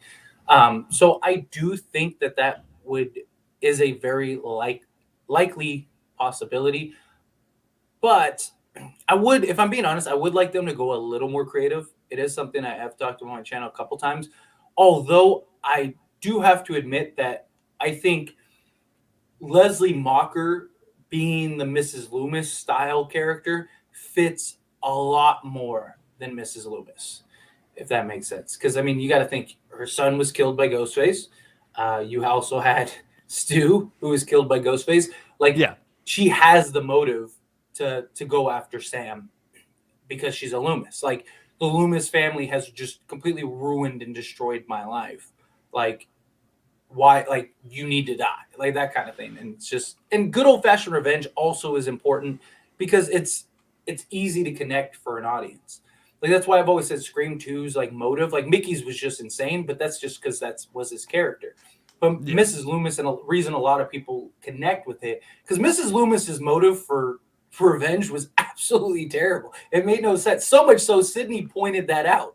She says, like, Yeah. you know, like the mother that abandoned him, like all those things. But it's because it's such an easily digestible motive and reason, and everyone knows like, oh, motive, it makes sense. Yeah, her son was killed by Sydney. It's something that people connect to. And so I think that they could go that route for a Scream 6. Yeah, I could see that happening. I almost feel like yeah, Leslie Mocker might have more of a reason to start killing people than Mrs. Loomis. Like I see where you're coming from with that. It's more than just revenge. It's like I think Stu wasn't the head of that serpent, if that makes sense. He wasn't the head of that train trying to kill everybody. That was kind of like Billy Loomis, and I guess you could argue Roman Bridger as well, from what we learned from Scream 3. But if Leslie Mocker is going to go after anybody, it's going to be a descendant of the Loomis clan. So that would make sense if she decided to just go bad after finding out it's maybe public knowledge at this point that Sam Carpenter is the daughter of Billy Loomis. That's why she could go after her. Personally, I'm not all about that. I kind of don't want them to go that route just because I feel like it would be a little too obvious at this point. We didn't know Debbie Salt at first was Mrs. Loomis. So that automatically makes the mystery in Scream 2 better than Scream 6's mystery if they do go that route. I would like them to just write something new, write something fresh. Maybe something that doesn't come back to the original personally. That's just my opinion. Well, also, I mean, you could go like for the fan service, talk about Stu, is like you could go the route, and it's something we even talked about on the collective, I believe, is like you could have everything being perceived as it's Stu Mocker, and then the big reveal is Leslie Mocker. And it's kind of like that happy medium. Like, like people kind of get some excitement for Stu, they think he's back, maybe you show some flashbacks, things like that, some scenes, some memory lane type things, but ultimately it's revealed as Leslie Mocker. I think that's an interesting route to go as well. Or I mean, I wouldn't even mind if the whole movie we think it's Leslie Mocker and they just completely switch it up. Yeah. All the way till the end, it's like it's Leslie Mocker, and they just full-fledged buy into Leslie Mocker being the killer, and then at the end it's somebody else. Like that would be kind of like, all right, like that was a twist, because they always do red herring things, Because you're expecting it to be very similar to Scream 2, and like to have those expectations going into the film, have a character very similar to Mrs. Loomis, but being from the Mocker clan opposed to the Loomis clan. Yeah, I could see them having that as a red herring. I just hope they don't go all the way with it and actually make her the killer. I see what you're saying though. That could be cool. Yeah, the other thing that I kind of touched on too as a potential possibility with that is also, so we have that character Rory. Whether that's actually a character or not, or if that's, just like how Vince was announced as a name, but we didn't know like what it was, if there was and then it turns out it was a Mocker. So, I mean, Rory could just be one of those where it's like, they're just throwing it out there as Rory. And then later on it's John Carpenter or something like that, like whatever the case may be. But I was saying, like, what if they name an actual character John Carpenter? Dude, they have an easy way, right? Because we need to know who Tara's dad is. That is a good point. Tara's dad could be John Carpenter. Like, there you go. But it's actually John Carpenter, like the actual. Imagine it's actually him that shows up. Yeah. But the other thing that I was saying, like, could be a possibility was like, what if Rory is Vince's like brother? Because most people have multiple children. So maybe what if this is like the first Scream where it's a mother-son duo that's doing the killings? Like that would be different. That would be creative. That would be, something that I think many people would get on board with, to where like it is Scream 2 in so many ways, but here's the slight difference, because that's kind of what they did in 5 in many ways. It was like, here is this scene from Scream 96. Here's this screen from it's the Scream boyfriend 4. character, and you find out the boyfriend character is dating a 17-year-old, and exactly. It's slightly different. Yeah. Surprise, Sydney. It's like, there you go. Here's the slight change. Yeah. I think it's a huge possibility. Like I said, I would like for them to be more creative. But ultimately, like, I do think they're going to go that route just because, like, everything we go. Like, I mean, there's even rumors about them calling it Scream 2 again, stuff like that. Like, I hope not. Like, come on, let's be more creative than that. Yeah. But I actually have the video I made today. It was I was talking about, and it stemmed from a video where I was talking about Courtney Cox being the only one to sign on. But I was like, what if this film, Scream 5, isn't about the 4 survivors? And to kind of, and I'd love to hear your opinion on this, but to kind of touch on like the main bullet points would be like, one, like obviously they'll still be in the film, but they'll be background characters more than like the main focus, right? We have Christina and Leslie. What if they are the main focus? You have like these characters that you're developing, everything because there's going to be a Scream 7. Like, come on, like if this film is half decent, we're getting a Scream 7. So like, what if Scream 7 is the boiling point? You established your 4 survivors in Scream 5, right? And then you have them developed as background characters more, but tell their story further, so you develop them more, things like that, get some good scenes. Not just that, but you don't have to kill any of them, because that is a good point. That's a lot of people's big concern, is like, which one is going to die? Are they going to kill anyone? Well, if they're just kind of like in the background type thing, well, then it's very likely that they survive. And kind of make this about the Christina Carpenter, like make Christina Carpenter's story. So then, and you could even go the subtitle route and call this, chapter Christina, or whatever the case may be, chapter 2 Christina Carpenter, whatever, Christina Carpenter from the book of Scream. Yeah, exactly. But you could go that route, and then so you develop because very likely we're going to see somewhere between 5 to probably 7 new characters, you would imagine, because at least. you're gonna have at least, maybe even more. Because you're going to have at least 2 Ghostface, most likely. Although I really think this is the Scream that they do 3. So, I would love to see that. Yeah. Yes. So right there, let's just say it's 2. Let's just say they stick with the typical Scream route. So you have 2 people. I mean, the fewest kill count in Scream was 96, right? With like 6 people, I think.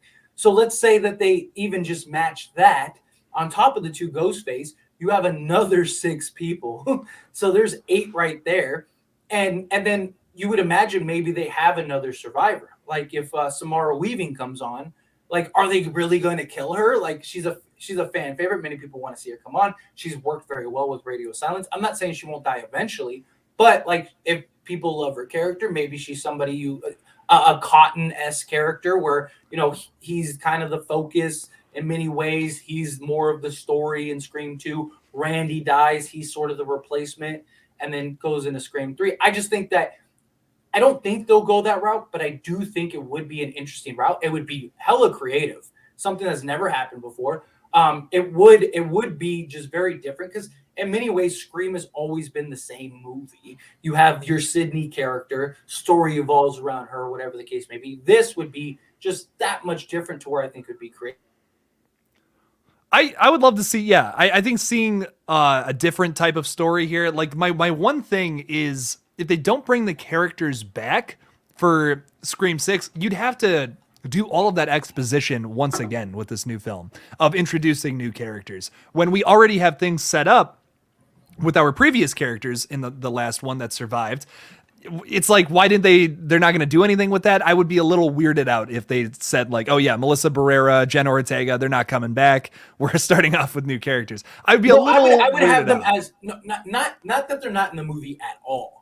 That's not what I'm saying. Like, what I mean, it just has a bigger focus on the parent characters. So they're not like Scream 6 was about those 4.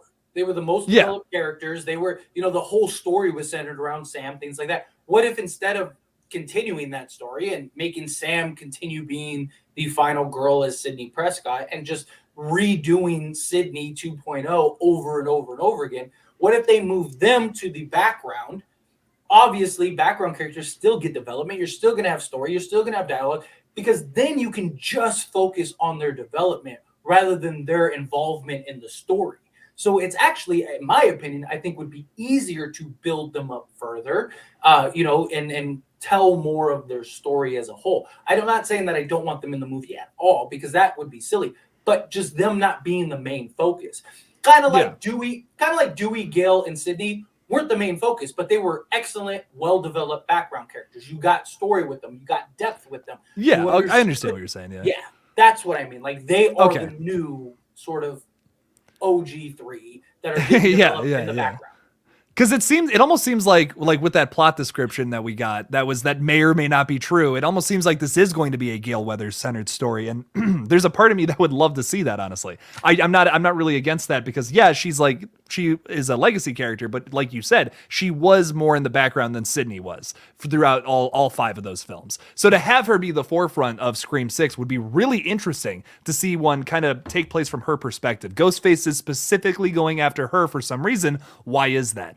I would love to uncover that. That would be really interesting. But let me ask you this. If we do go to a college campus, Jen Werner has expressed concern about that. That makes her nervous. Does that make you nervous? Like, how do you feel about that? Do you think it's going to be too close to Scream 2? Would you rather see a film that really just differentiates itself from the prior sequel?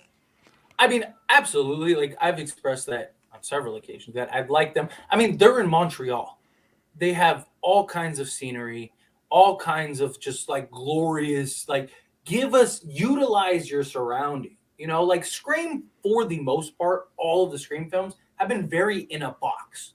You have inside a house, this little area that Ghostface attacks you and kills. You have the back lot of a studio, this little area where Ghostface attacks you. Like every single Scream film has been the same thing. Like, yeah, you might have a scenic shot, but they're not part of like the story or film itself. Like, give us a scene where, Sam is running through the woods and Ghostface is stalking her, like something like that. Or, like think of like I Know What You Did Last Summer. Like Sarah Michelle Gellar's character, like that chase scene was one of the greatest ever. I mean, she's running through buildings. I mean, it's suspense. And right when you think she's about to survive, boom, they get her. Yep. Like, and it's like, oh, she was right there. Right there. Like, give us something like that. We need to get back to the chase scenes. But as far as like the college campus specifically, it doesn't concern me if they do go that route. Like, yes, it would be very Scream 2 reminiscent, but it's not something that is so obscure that, like, they're not going to Windsor College. Like, if they went to Windsor College, that's my issue. Like, now they might. I don't know. See, that I hope not, because that wasn't in California. That was in Ohio. Like, so it was in a completely, like, if you're talking about specific college, then yes, I think that is a terrible idea. But college in general, like one of the things that I threw out one of my videos was like, what if they are in actual Montreal looking at that college? They name it something else, obviously, because it's not gonna be that college. But what if they're in Montreal at that college, like hanging out summer after high school? They're trying to figure out what to do with their life. Hey, let's go to Montreal. Let's go have fun. Like, that's what kids do after high school. You go and take a trip, whatever. I like the vacation idea. Could you imagine like the Ghostface killer is the one that like maybe sets up the trip and they were like, oh, I did this on purpose to get you in a secluded area or something along those lines. That would be really interesting. I would love to see that film actually.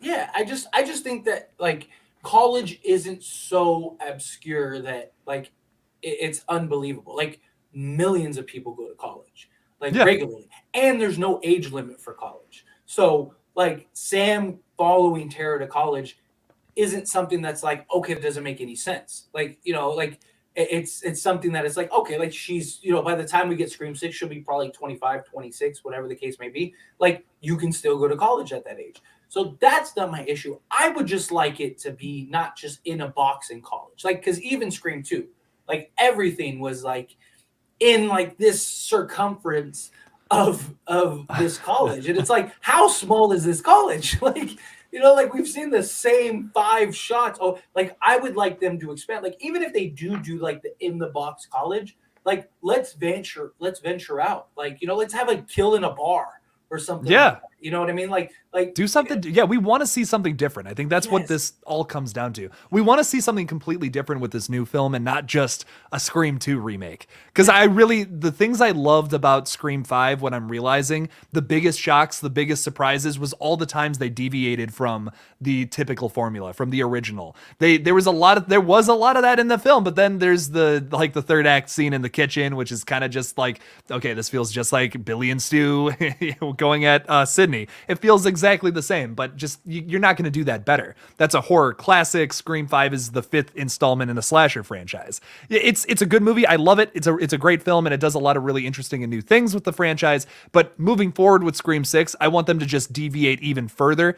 change up the formula. That's the biggest thing. And yeah, we lost the chase sequences, which is another thing. I'm constantly talking about how we need to deviate, but the one thing they changed was one of the strongest aspects about Scream. They lost the chase scene, which is really unfortunate. I think that's such a positive thing about the Scream films, how the way it builds suspense and how it leads up to the kill. It's always done very, very well. They've had some of the best chase scenes in horror history.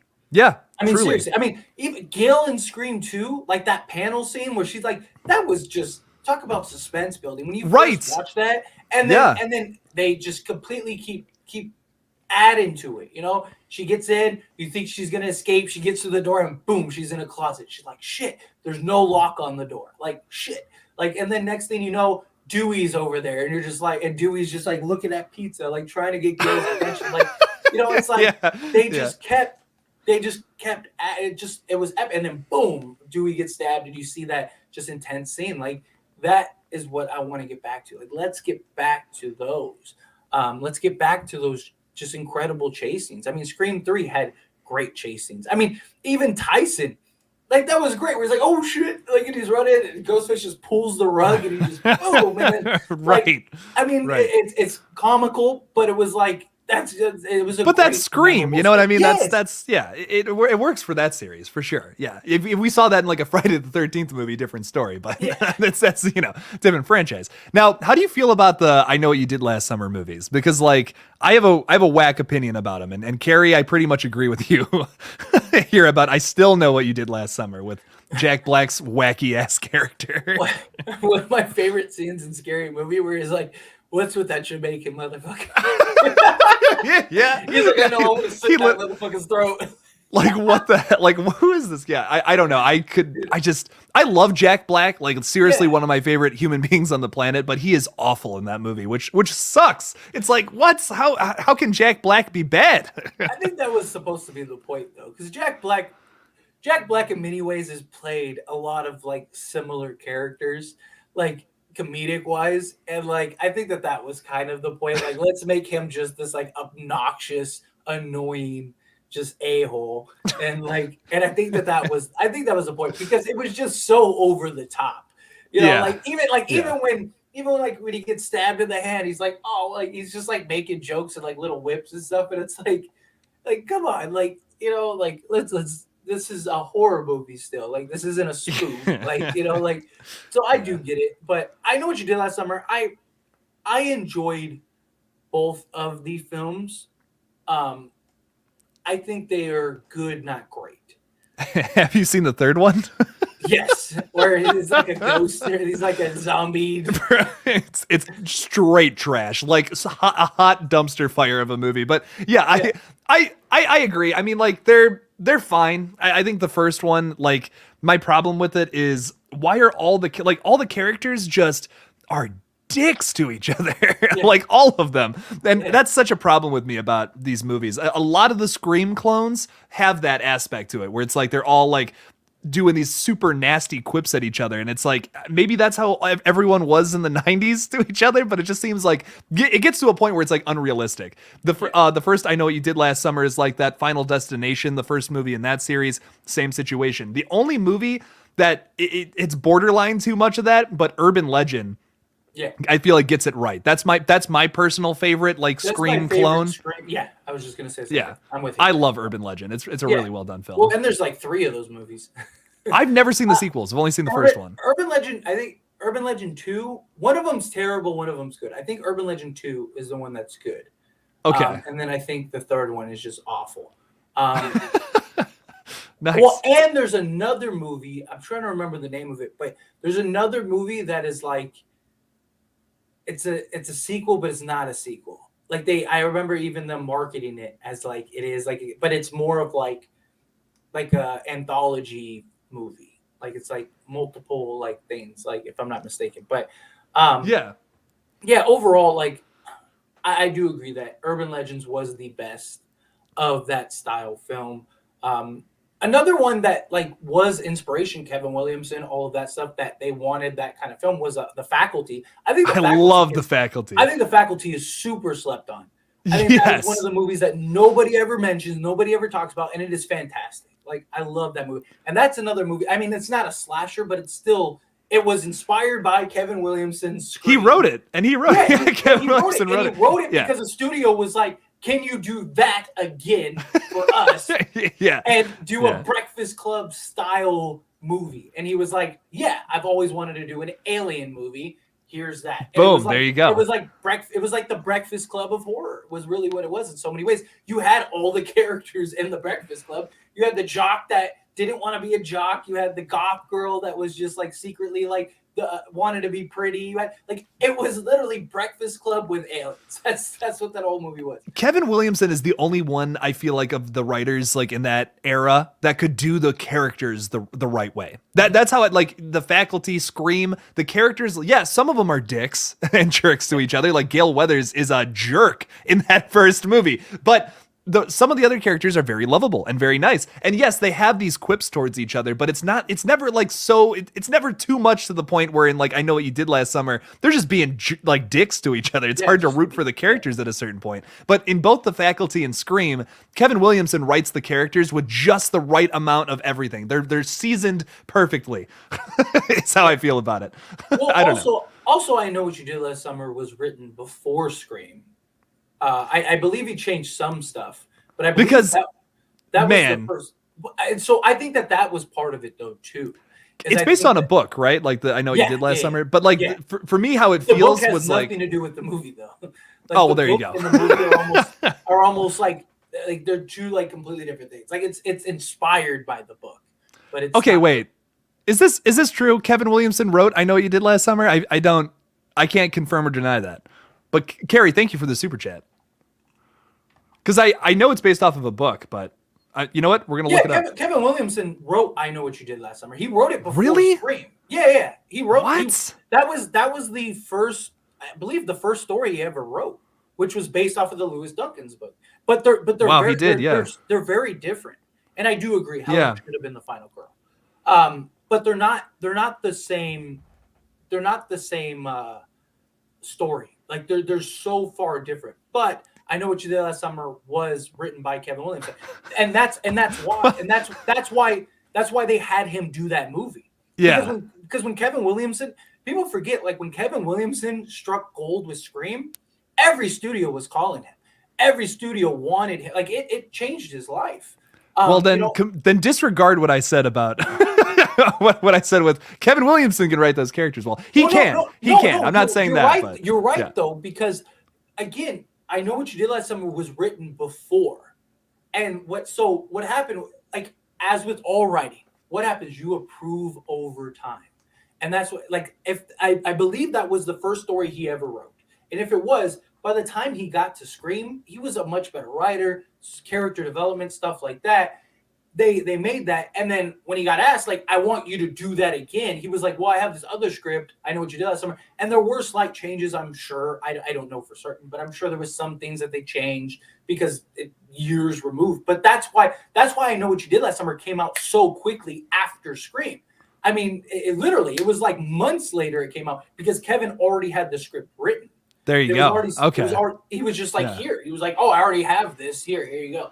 Like, so because that could be like the concept of I Know What You Did Last Summer. Great concept. And I love the actors and actresses in that film too, but the characters are just such jerks to each other. It's hard for me to relate to them and root for them. There's a point in that movie you get about like to the second act and you're just like, I just want the killer to murder all these people. Yeah. That's how I feel about it, at least. I do still enjoy it. Like there are some really silly, goofy lines of dialogue that crack me up.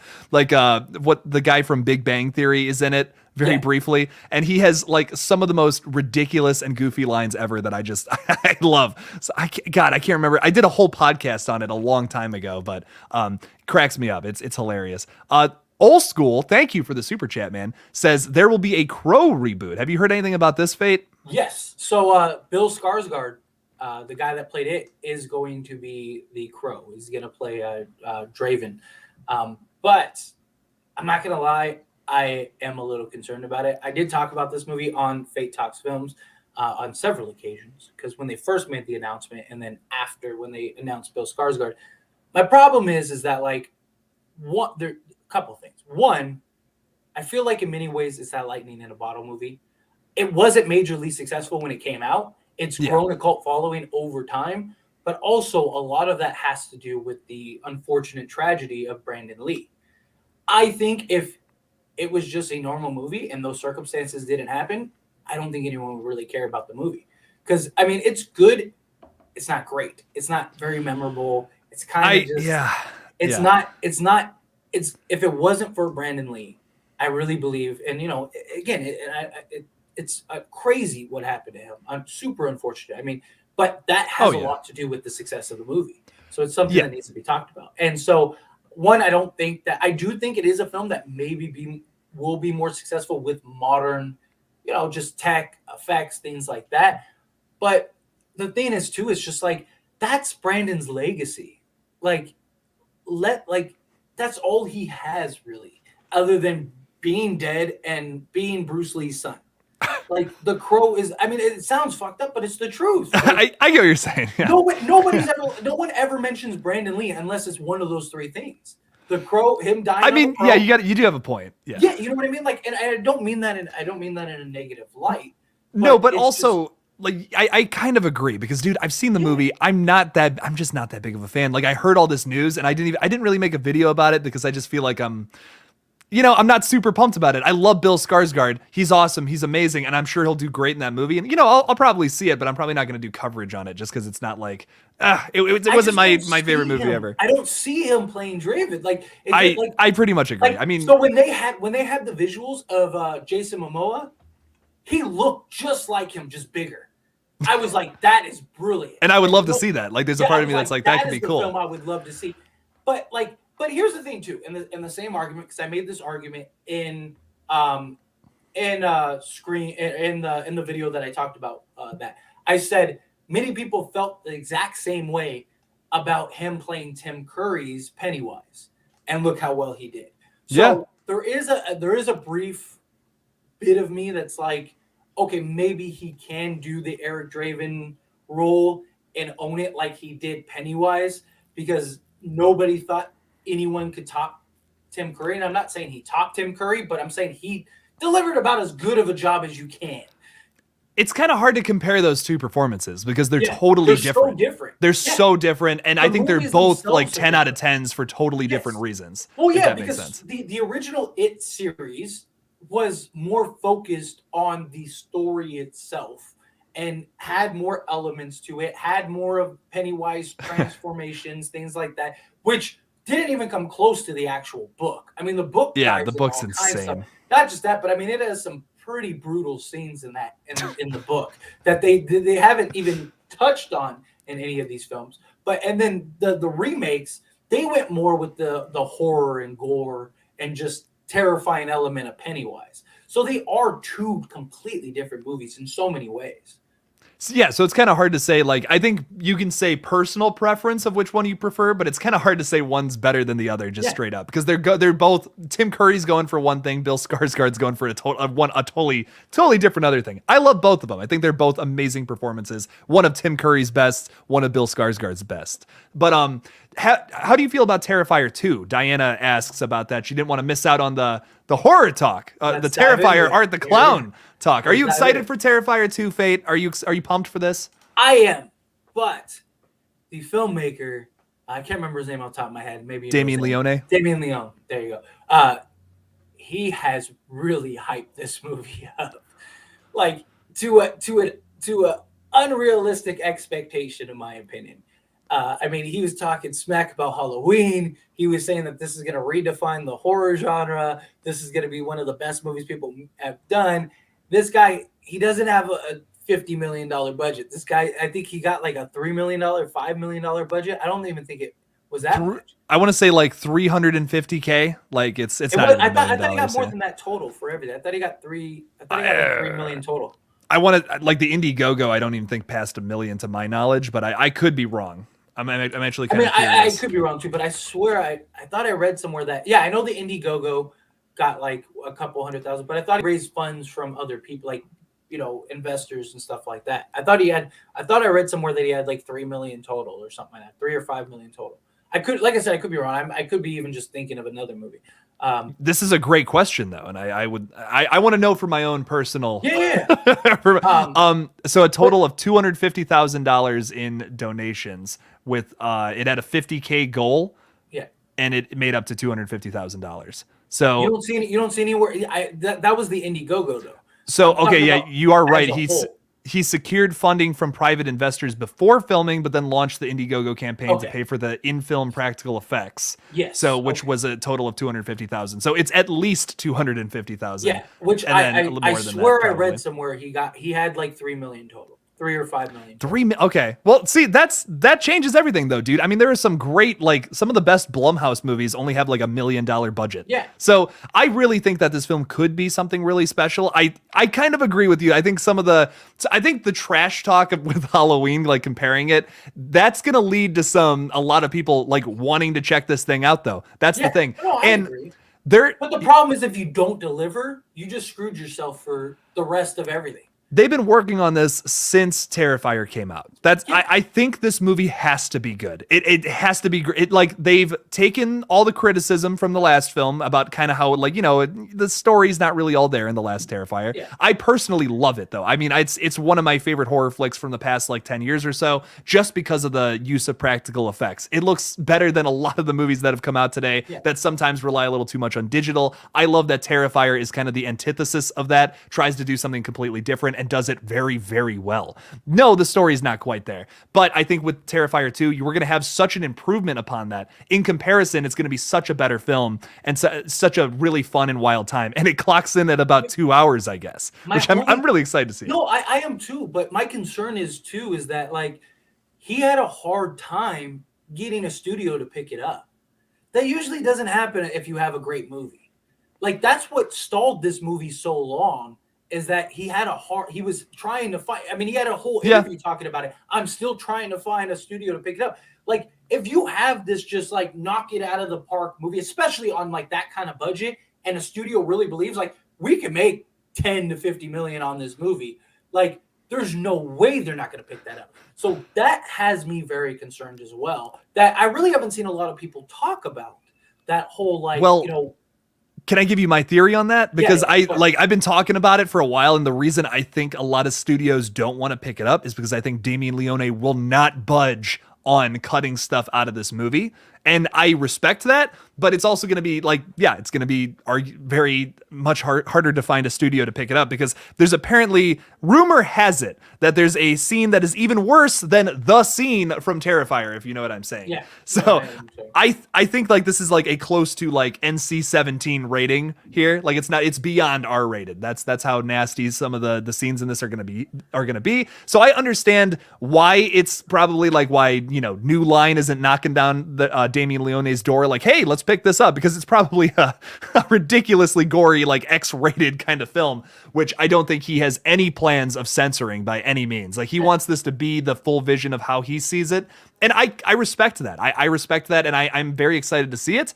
I do agree though. It's kind of scary, but I feel like from what we've seen in the trailer, from what we know about this film, it's going to be such a massive improvement over the first one that I feel like in comparison, it's just going to elevate this movie to such greater heights than that first movie. I do love it. It's a good film, but man, imagine if that original Terrifier had a good storyline going through it. Not to say that it's bad, but it could be better. Like you don't necessarily follow a single character throughout the entire film. That's what's so weird. For what it was though, it was fantastic. It's so enjoyable. That throwaway movie that was posted to Netflix. That's literally what it was. Yeah. It was a throwaway movie that you're just randomly streaming through and you stumble across it and you're like, oh, okay, what is this? And you expect it to be terrible and it's great. Like, I mean, the whole reason we're getting sequels, and they're planning on doing like 3 or 4, he said, right? So like that's the whole thing. Like that wouldn't have happened if it wasn't at least well enough done to attract viewers, because Netflix doesn't care about anything other than how many hours of watch time are you getting on that. And it was successful enough that the data showed like this is worth making another film. And it's also why I'm curious why he doesn't just go the streaming route again, because he had such huge success. Like I know Leon is just adamant about getting this into a theater, But I really think, especially Netflix, and all these streaming platforms, they have to put out content. They have to put out things. Like, you would probably get all your funding. Like, I could see him going to Netflix and saying, look at how great the first film was. I want $3 million to make a sequel that's just going to blow everyone off, and let's make it a Netflix original. And I bet you anything they'd say, okay, let's do it, because they have to. I don't know why he didn't went that route. I mean, my thing that's crazy about it is Netflix took Terrifier off of their streaming service and now lives on Tubi. I don't understand that at all, because like Netflix bought the Texas Chainsaw Massacre movie that came out this year. And I'm going to be honest, like, besides the kills and besides a few moments with the characters, it wasn't really much to write home about. I'm shocked that this hasn't already been announced, that they're already like, oh yeah, Terrifier 2 is coming to Netflix in October. Come watch it. That would be the best way for them to go. I really don't think that it's going to be that. I don't think it's that big of a deal to get in theaters, especially if it's as disgusting and as crazy as he suggests it is. I don't think it'll work to go in theaters. It won't, like, it'll be above an R rating. People won't be able to go see it. You're going to cut out like a majority of the people who go to the theaters by releasing a film like that. So I really hope that it goes straight to streaming. That's probably the best option for it. And hopefully Netflix picks it up. It's crazy to me that hasn't happened already, honestly. I honestly think it's just the stubbornness. I think he is so adamant about making this a theatrical release. Like, that's all he's talked about, is wanting this to be in theaters. And I think that has a lot to do with it. Because like I said, I would be shocked if he would have went to Netflix and said, you know, let's make a real Terrifier movie for part 2. And they said, nah, like, we're good. Like, no, I just don't see it happening. Yeah, that would be such a shame if it was the case, because Netflix, that was such a huge thing. People were like, oh, dude, go check out Terrifier. Yeah. Like, I think they might have been pissed or something that it wasn't like a Netflix original something. Yeah, but it's like you can fit part 2 in Netflix original. Exactly. But here's the thing. I don't think he ever did that. I would be shocked if he was like, I went to Netflix and they shot me down. Because I don't think that is something that would happen. I really think that he just had it in his head, like, look at what I was able to do on a shoestring budget with nothing and all the hype I was able to create. He went to investors and said, hey, you know, because Netflix would have been the investor. You're not going to go to investors to make a movie if Netflix is going to do it. So I think he was like, I want to put this in theaters because I think this is going to be a huge blockbuster. I think he just believes in himself more than what he's likely going to be able to deliver, which is not a bad thing. But I just think you need to have expectations. My thing about it is I feel like maybe they will, like, I don't think it's probably not going to go to Netflix at this point. I feel like, yes, he probably did go to Netflix and he probably did ask them to do this or that. But like I said, the movie has been promised to be something more brutal than the scene in Terrifier. And my thoughts are, from the picture he released, he said, hey, this is the picture from the scene, but I'm not going to show you what comes next. It's Art the Clown grabbing a very, very tiny person's hand. And what I'm thinking is this is a child. I'm thinking Art the Clown just absolutely murders a child on screen in one of the most visceral deaths of all time. I'm very excited to see it, but I feel like that is the big turnoff for streaming services. That is the big turnoff for a lot of the distributors. They don't want to put that in theaters. I mean, they had to fight for that scene in It, with Georgie getting chomped on and all that. They had to cut an entire scene from It or they weren't going to release it. And they still have not released this scene, which I would kill to see, where Pennywise eats a fucking baby. I would kill to see that scene. Nothing. They decided not to release that. But that's the thing, though, too, is that, like, you can get away with so much more on streaming services than you can in an actual theater. So, like, that scene, if streaming services aren't going to like it, guess what? The filmmakers are probably not going to like it either. They're not going to, you know, or you're going to have to go in NC-17, which is a death sentence for movies. Now, there's another thing, and I want to make this very clear. I love Damien Leone. I love the entire cast of Terrifier. They have, like, even reached out to me at different times to discuss certain things, which is so cool. Lauren Lavera has actually reached out to me on Instagram a few times. She's amazing. She's she's Sienna in this new character, the lead final girl, and they're fantastic people. But I do agree. I think Damien Leone is he feels very strongly for this movie. This is like his baby, dude. I mean, I get it. I understand. this is an old concept that he threw into this series that was so successful with him. Of he wanted to have this final girl character with like this angel battle suit and all this. This was an idea he came up with a long time ago, but couldn't do because he didn't have the funding for it. Yeah. And now he's thrown that into his beloved horror franchise. And I think he wants this to be exactly his vision, which I completely understand and respect. But yes, it is. That's why we've gotten so many delays between that and the pandemic. I mean, that's why this movie didn't come out like 2 years ago. That's why we're still talking about it. That's why there's so much mystery shrouded around this film and why Damien hasn't given us like a massive update. I don't think this is me theorizing. I really think this movie's going to be great though. That's why whenever you have a movie where it's like one person's vision and it's focused and this person put a lot of work into it and they kind of know at least know what they're doing a little bit filmmaking wise, it's always a great movie. So I really think this film's going to be badass. But yeah, in a lot of ways, I think he kind of is shooting himself in the foot by not just like trying to maybe editing some things down so that we can put it on streaming. But he wants this to be the most brutal slasher flick ever made. And like he said, it's like, yeah, he said this multiple times. He wants it to change the face of horror, and he's not gonna censor that because it has to be a certain way. I get it. And you know what? If we do get a flick that is that badass and that good, we'll be eating our words in October. Absolutely. You know, I just think that there are parameters that you're locked into a box, and unless you're going to release this film independently and just like straight to DVD or whatever. Like, to me, he needs to make a decision. Do I want success to make more of these and be in a position to be able to do more? Or do you want to make the movie that you want to make? Because my thing is like, I would rather go the success route because that's going to lead you to doing more movies that you want to make. But anyway, let's hit your super. I get what you're saying. Yeah. Old school. Thank you so much for the super chats, man. I greatly appreciate it. Have we heard of the Black Phone? Heck yes, I have, and I am very excited for this film. Oh, okay. I was like, oh man, you gotta be messing with me, man. No, I'm kidding. I'm very excited for this flick. It's a movie based off of a Joe Hill, whatever you want to call the guy. It's a short story of his. Very excited to see what Scott Derrickson and what's his name? Scott Derrickson and Robert C. Cargill, what they do with the Black Phone. What are you excited for this, Fate? I am. It looks very different.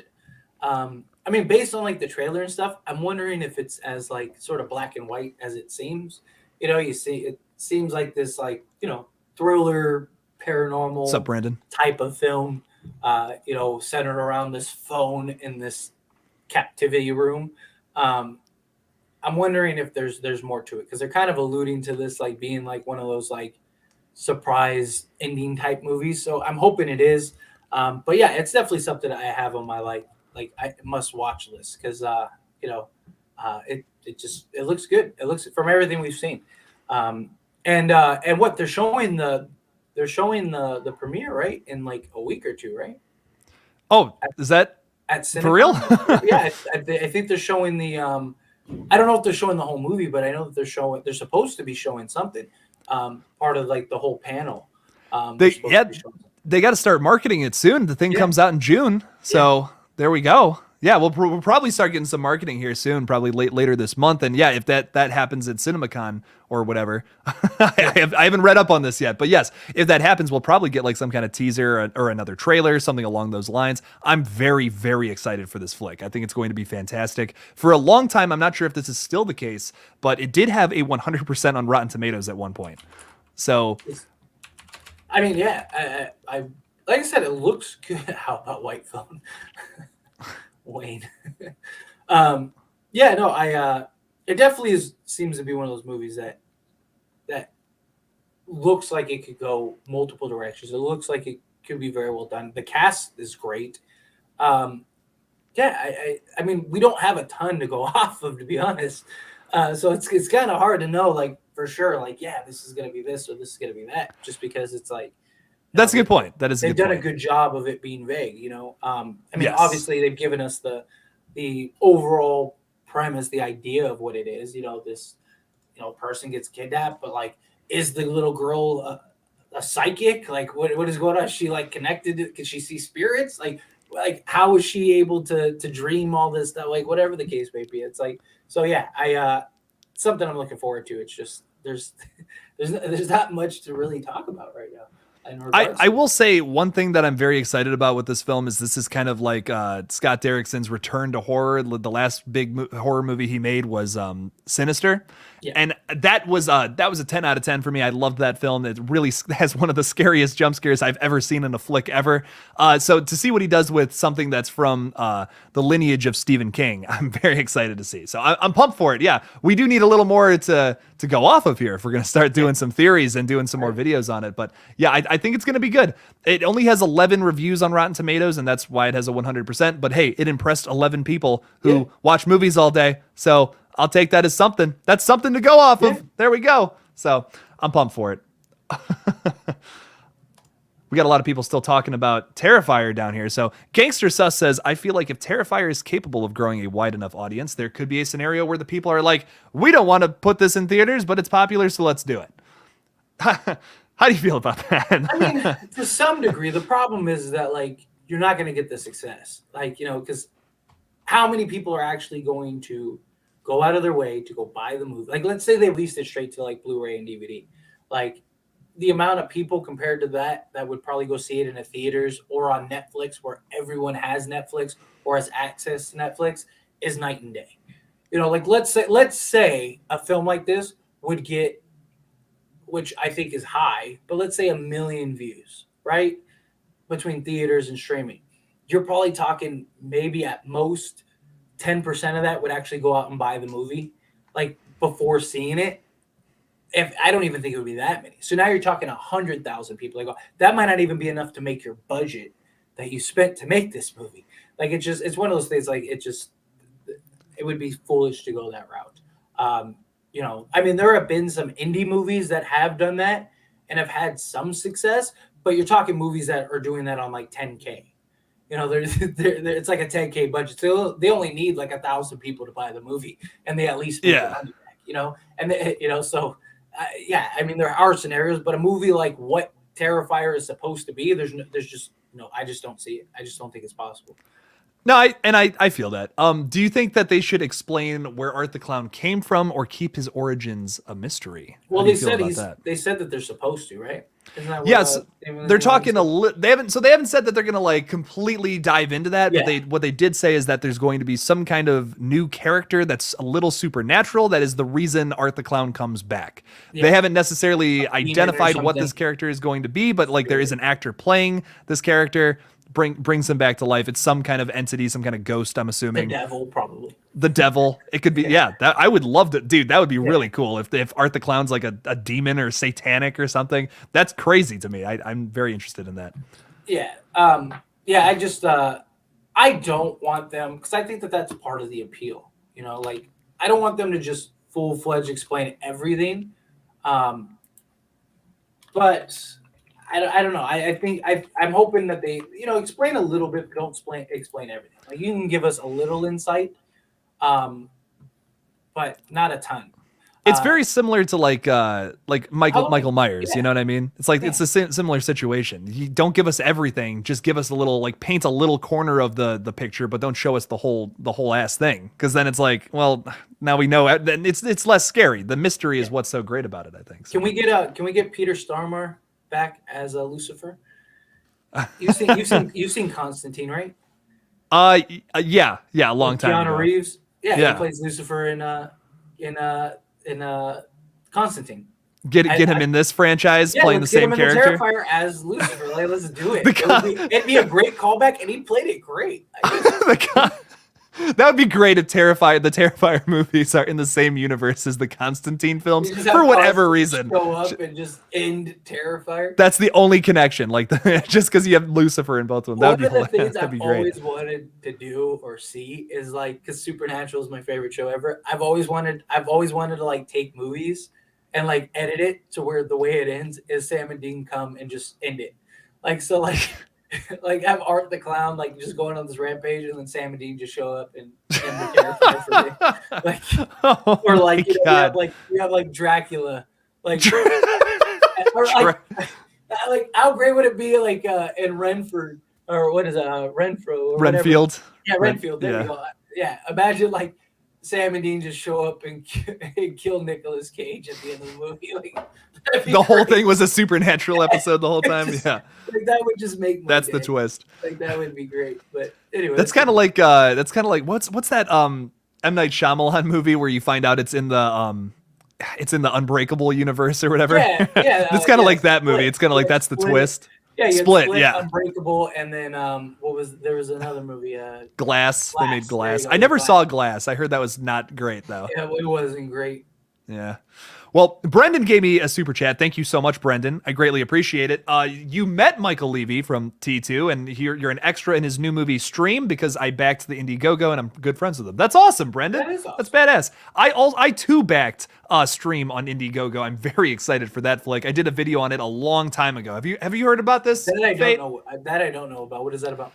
So basically, Michael Levy is the guy in Terrifier who gets his head ripped off, and he was like a producer on that film, and I believe he wrote and is maybe directing this movie called Stream, and it has like an A-list cast of horror people. So not really like an A-list cast, but for horror fans, Yeah. they know these actors. Jeffrey Combs is in it.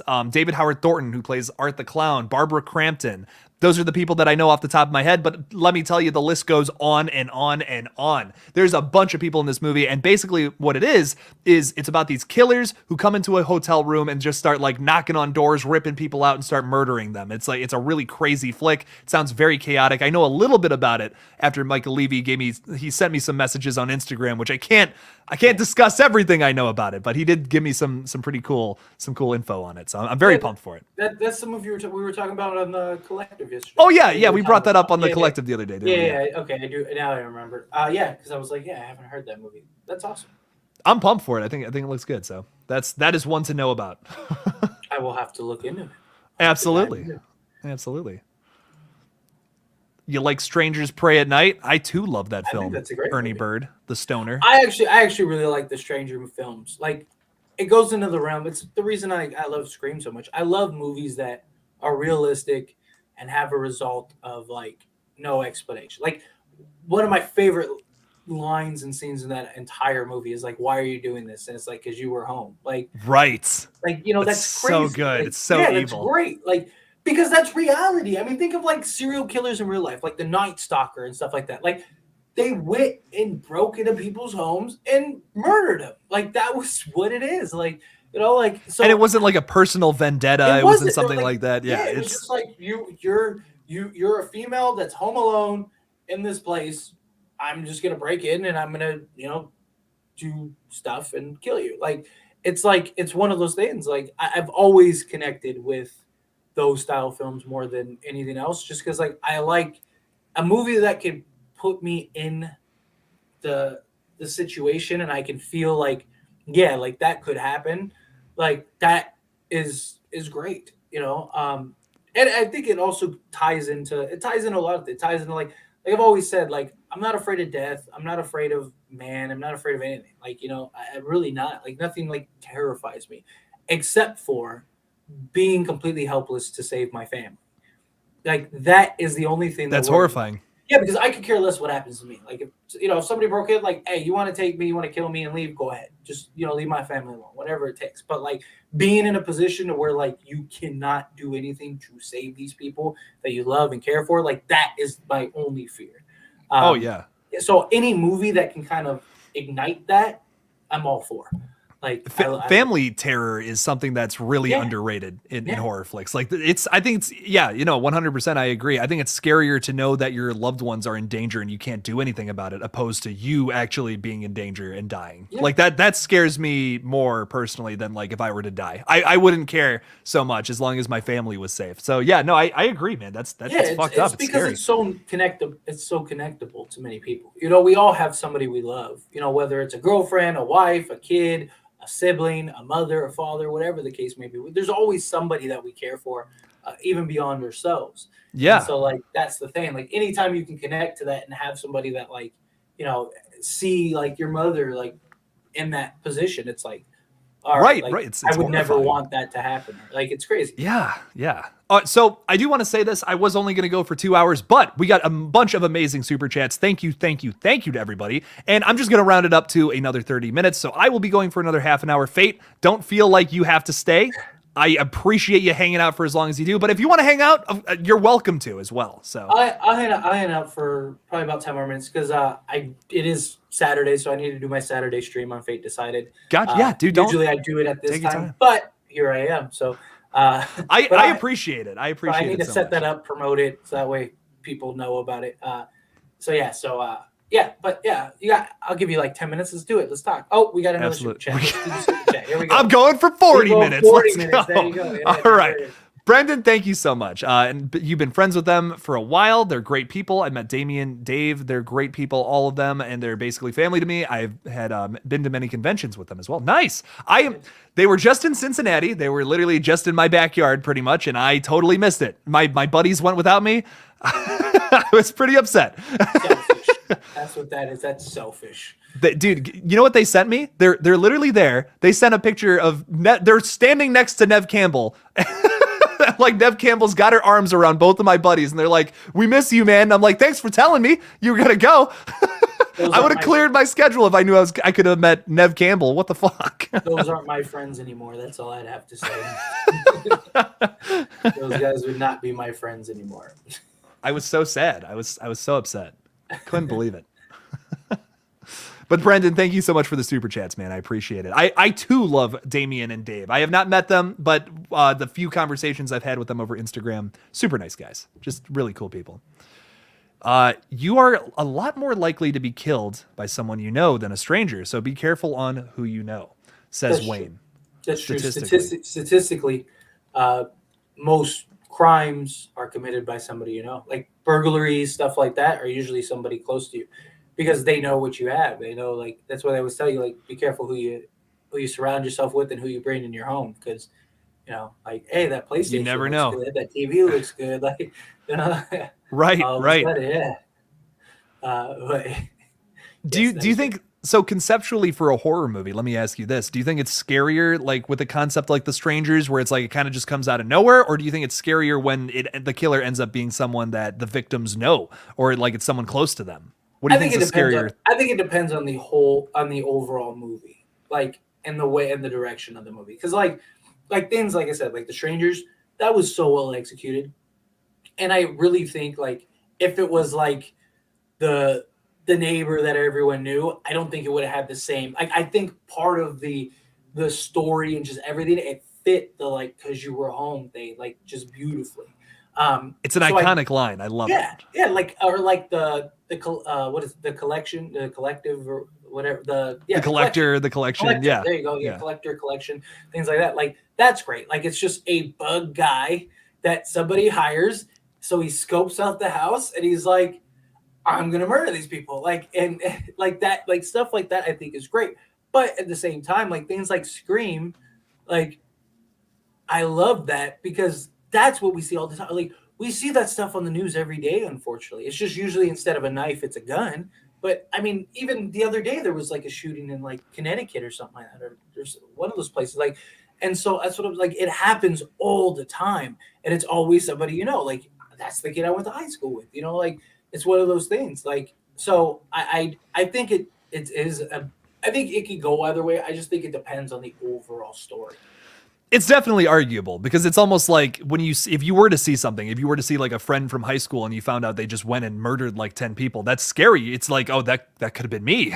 That's a horrifying situation to be in. But then there's also the other side of that where it's like, if you're just home and like someone knocks on your house asking for someone and they kind of just creepily walk away and then they end up breaking into your house with axes and bags over their heads, that's horrifying too. That's unpredictable. There was nothing you could do to stop that. That's conceptually, I think conceptually that might be a little scarier for me, the unpredictability of like The Strangers, The Collector, those kind of movies. But if it's done well, like Scream, the original one at least, that's horrifying. I think it's a horrifying concept if it's someone close to you. I think also it goes because here's the thing, like you and me are friends. Like if I wanted to break into your house and steal your stuff, like yeah, that's one thing. But like if you showed up at home, I'm probably not going to want to kill you because I like you, I care about you. Like there's an emotion there. You know what I mean? Like, and not saying that there aren't cases where it was irrelevant, but at least you have there's a connection there to where like you're probably safer than if I'm just a complete stranger that broke into your house and started robbing you and you showed up. Guess what? You're probably dead.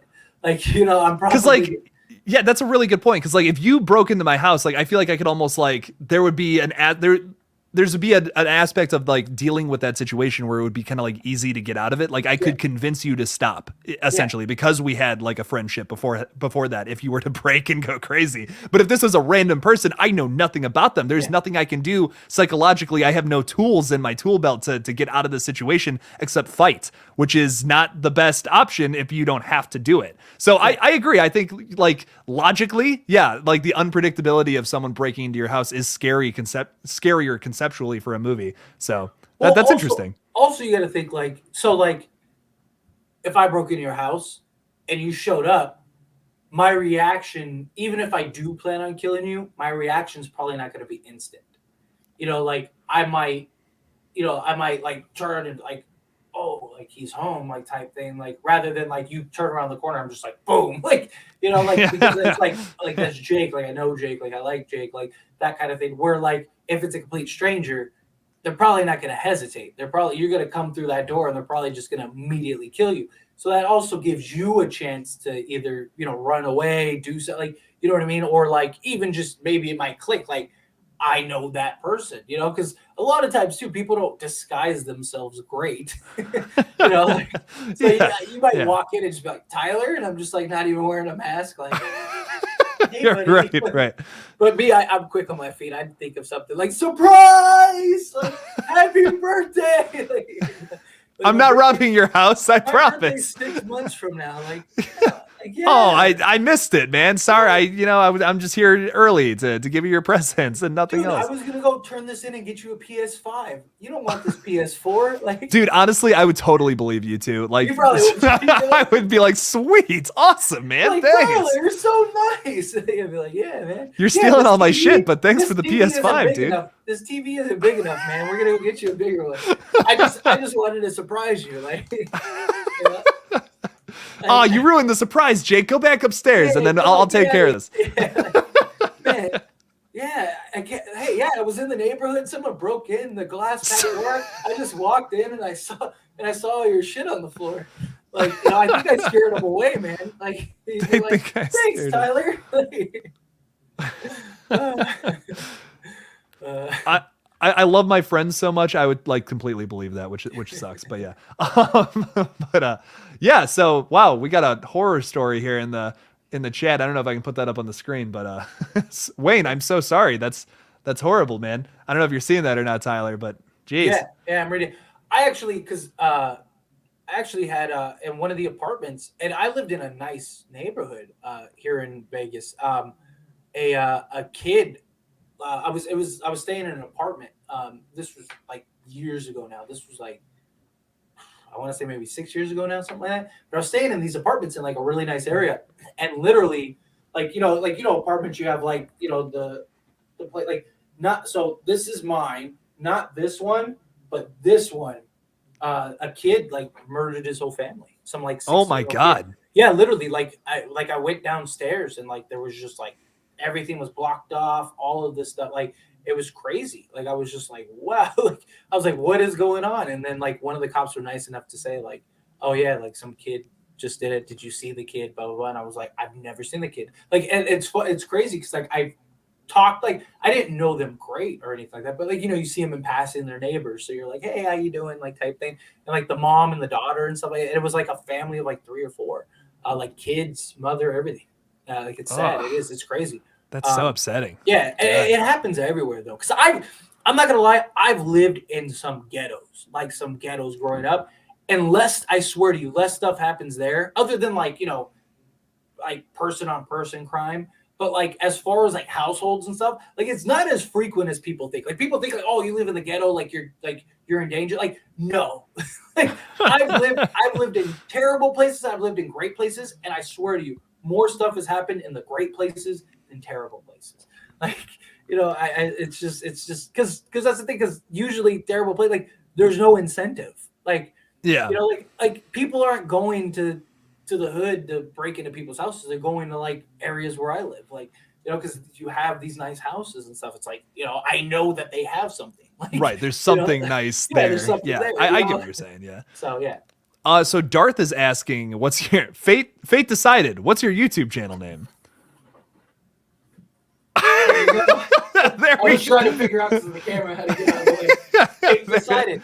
That is my channel name. If you type in Fate decided, you'll see it. I appreciate you. Thank you. I'd love your subscription if you'd be willing to do so. Yeah, Fate decided. If you type in Fate decided, I should be the very first one to pop up. Because now go subscribe. Now I'm established, and unlike, remember what we were talking about yesterday? Yeah, I was like, when I started my channel, people were like trying to find me, and I was like the 100th channel down. right. I'm the only Fate decided. What do you mean I'm the 100th channel down? It just takes every other channel that somewhat relates to the word fate or decided first, which is crazy. I don't understand how that works. Like, if you look up Killjoy Jake, the first thing that should come up is Killjoy Jake, right? Like, that's so bizarre to me. I don't know how that why that works that way. Especially if you filter it by channel. Like, I understand if you're just generically searching Fate Decided, even though now if you generically search Fate Decided, I believe I'm the very first thing that pops up. But even if you didn't, like, if you just generically search, like, I understand, like, me being at, like, the bottom, you know, because you got videos with, like, millions of views, whatever the case may be. But, like, if you filter by channel, right, that should be the first thing. First channel that's named Fate Decided. If there were, like, 10 channels with my name, I'd understand. But, like, I'm literally the only channel with this name. And anything else with Fate, you know, Fate Talks Films, things like that, that's all me too. So it's like, you should at least find one of me. Right.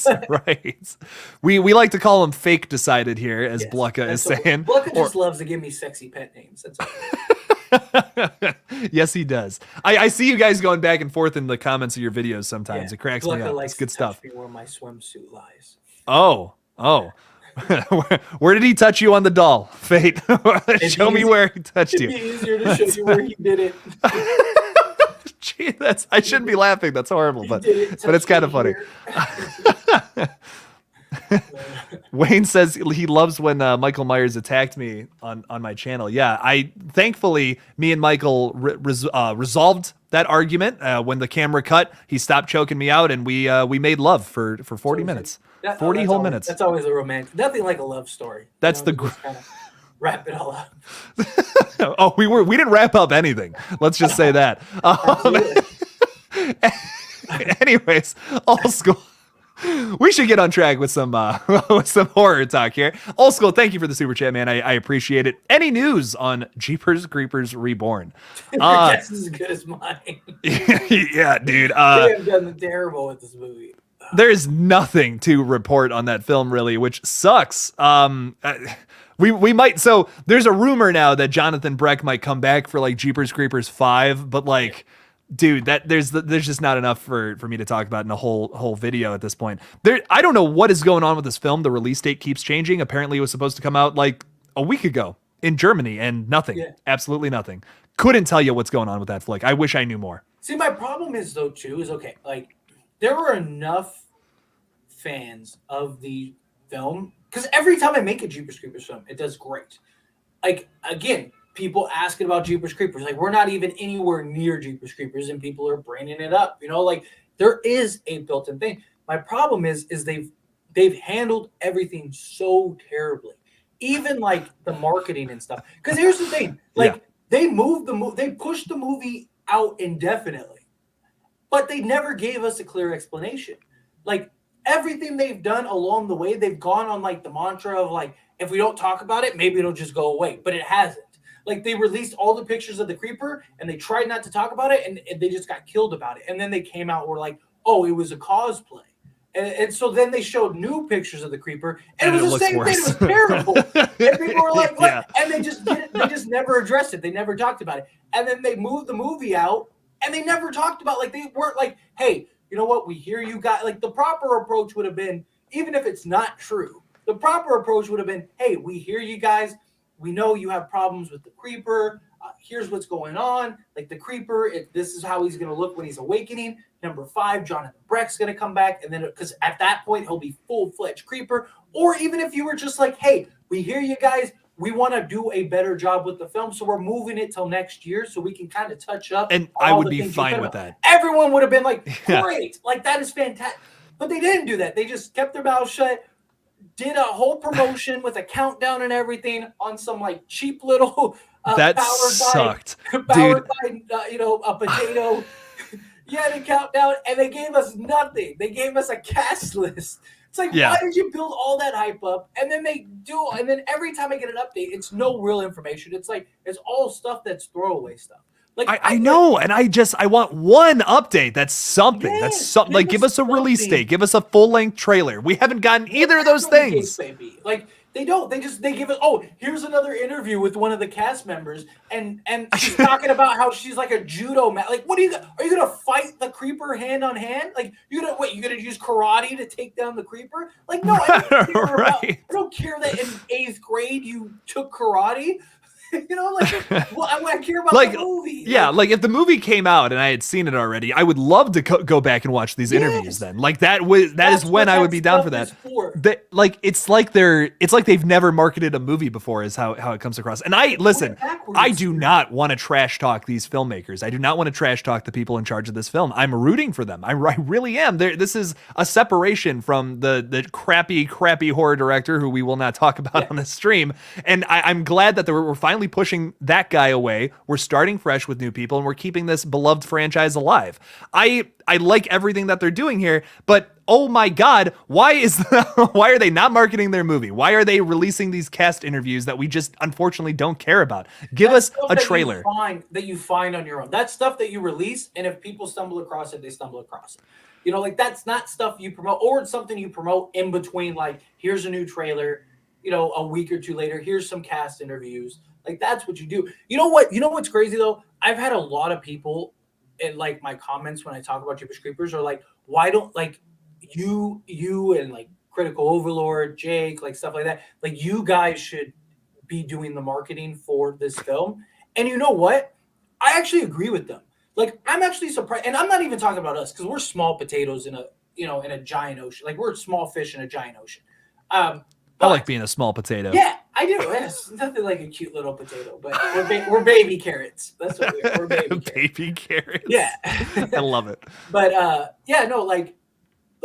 but there are huge YouTubers that have huge followings, like 3C Film, stuff like that. Like that guy gets like 100 to 500,000 views a video. Like that's a lot more than like their trailers and stuff are getting. Like, why don't you pay these people to market your film for you? Because clearly you don't know what you're doing. Like, and it's been so bad. Either they don't know what they're doing or they don't care. So what is it? Either one is a terrible answer. Because here's the thing, we're gonna talk with our honest opinions going into Jeepers Creepers. But here's the thing, like if the Jeepers Creepers people like threw a little money at us and we're like, hey, do some advertising for us, we would be talking this movie up a little bit. We might and I would be a little more honest too if I was on the inside. Like I would still be honest because I don't want to lie to my viewers, but if I knew a little more from the inside, if I could talk a little more about like seeing it from firsthand, I'm going off of just about everything else that everyone else knows. That's what I'm going off of talking about this film. And that's why I have such a negative outlook on it. I feel like if I did know a little more about the behind the scenes stuff, and after signing an NDA, of course, I would talk way more positively about this film if I knew a little more about it. Yeah. If I could go into this with some better intentions. As simple as like, hey, we'll do a brand deal for the film. Here is, 100 images for the film. We want you to do, here's, 20 grand. We want you to do a video a week until the film comes out. Here you go.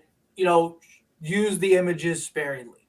And you give us some quality images that aren't like destroying the film or anything like that. Hey, when we release a trailer, we'll let you know ahead of time so you can talk about it and market it, stuff like that. You give us some great images. That's all we have to go off of now are these images. But guess what? They're exclusive images that people are going to get excited for. We're going to be excited. And we don't even know if the movie's good or not. You just naturally build in that thing. And of course, there are YouTubers that like if you throw me 50 grand, this is the best movie I've ever seen in my life. Well, you could pay YouTubers less money than a marketing team Yes, to exactly. advertise your movie, and you're doing the exact same thing for way cheaper. Way cheaper. Way cheaper. That's easy money to me. Exactly. I don't know why films haven't done that, honestly. When Red Right Hand comes out, for instance, I'm going to probably ask a lot of people in my circles, like you included, to be like, hey, just throw out a little video or something. That would be cool. Absolutely. And like that's a lot of marketing, dude.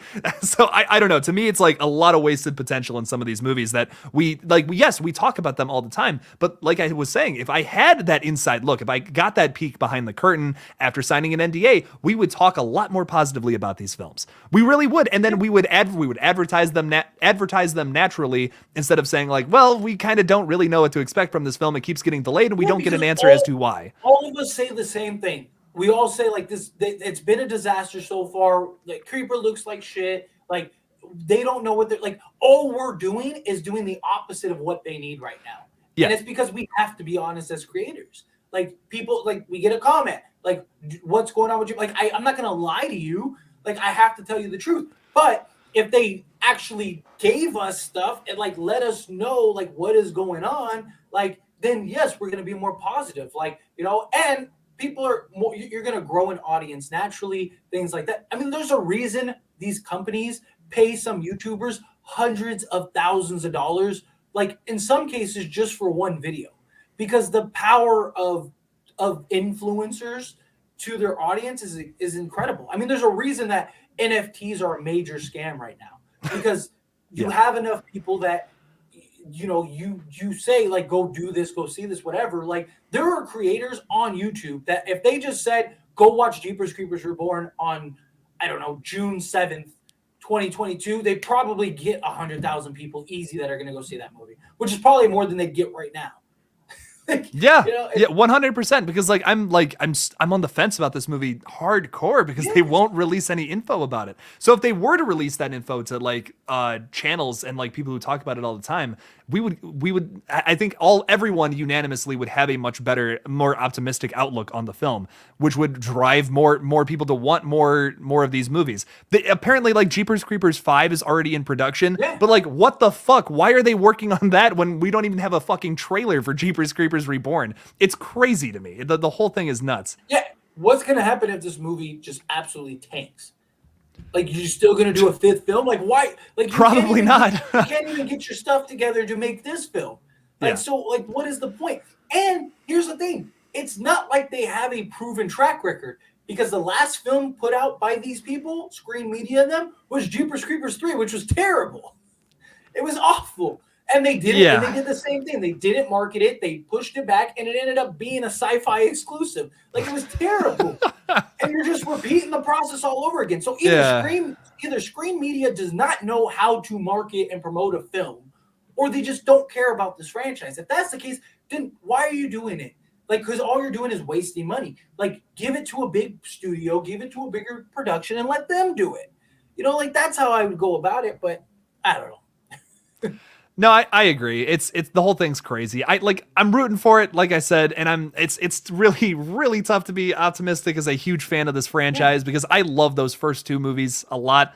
I just, man, I don't want this movie to suck. I really don't, and it looks like it's gonna suck. But who knows? Who knows? I'm with you. But my friend, because it's almost 4:30, I still need to live stream on my channel. So you're all good. I appreciate you for staying for as long as you did. Thank you so much. Absolutely. I would stay the whole time, but No. It's all good. Like I said, we're on extra time here at this point. So one more thing I want to say before you go, though, make sure to subscribe to Fate Decided. He does a lot of great updates on Scream 6 and some other movies as well. He has multiple channels across the internet, the interwebs. Fate Talks Films, Scream Talk.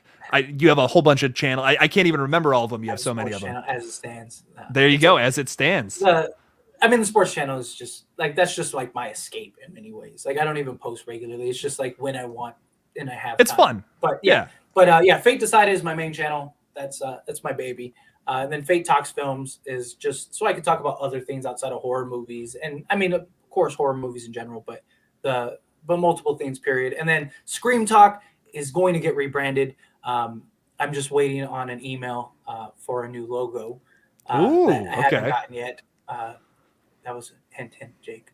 Yeah. I don't. You didn't- Oh, for you didn't me. get- I still Oh, haven't got the email. you know what's hilarious about that? I literally have it on my computer. Like I did it, and I just never actually sent it to you. So that's my bad. I'm. No, it's all good. No, like I said, it's not a rush. But yeah, no. So Listen. I'm doing it right now. Okay, I'm doing I it. appreciate I'm you. sending it over at this very second. Well, thank you. Well, I am gonna rebrand Scream Talk just because we never talk about Scream on that channel, which I love. I mean, we do sometimes, but it's like something completely different 90% of the time. Like we talk about like everything else, like the weather, like sports, like we're all over the place. But I actually really enjoy that as opposed to like Fate Decided where it's more structured. Like I have to talk about movies, I have to talk about Scream, things like that, because that's what my audience expects. Like that other channel, I need to rename just because Yeah. it's not what it was designed to be, which I love, which I'm totally okay with. And that's kind of how being a YouTuber works, being able to pivot and change and, go with the flow of your audience. But anyway, Fate's live. I'm not going to do it till probably, Jen, I'm probably not going to stream till probably 6 my time. So you got like an hour and a half because I still have to make like the stream and stuff like that. So Well, in an hour and a half, go check out Fate Decided's page. I'll be up for another like 10, 15 minutes or so, but then I'm peacing out. So all right, buddy. there you go. I appreciate it. Thank you for having me on. Of course, dude. Yeah. You're officially the second guest on the on the Killjoy Jake. You were the page, first so. guest, and you're still the only guest ever on Fate Decided. Well, I feel honored. I feel absolutely you honored. should be. Thank you. I need to bring you on like 3 or 4 more times because nobody else will probably ever be on that channel that many times. Like at some point, I'll probably bring Craven on at night and stuff like that, random people. But you have to be the number one. There we go. You were my first. You popped my cherry. I popped your live stream cherry. That's My live stream cherry. Yes, that's perfect. in a fun way. It was it was very sensual. It was very fun. It was a moist stream, as they say. Anyways, I'll let you get to that, Faith. Thank you again for coming on. Of course, man. I'll see you later, buddy. See ya. Peace. All right. Well, now it's just me. Just me chilling out. We're going to be hanging out for another like 10, 15 minutes or so. Then I'm going to call it. I do appreciate all the super chats tonight, by the way. Thank you. I have to pee so bad. I was literally just going to ask Fate. I was like, I wish he would just like, I might just ask him to just roll for like 2 seconds so I can go pee real quick, but screw it. We're going to hold it. That is not good advice, by the way. Do not hold your pee if you don't have to. Why am I talking about this? All right, let's get to some comments here. Let's answer some questions. Scream 3, for example, Spider-Man 3, Tobey's Halloween. Oh, Spider-Man 3 is like Tobey's film, is what you're saying. Halloween 3, Jaws 3D, Friday the 13th Part 3, Shrek 3. I don't know what you're talking about, Extron. I'm going to be totally honest with you. You just listed a lot of third movies. So, but I do like a lot of those. I actually really like Spider-Man 3.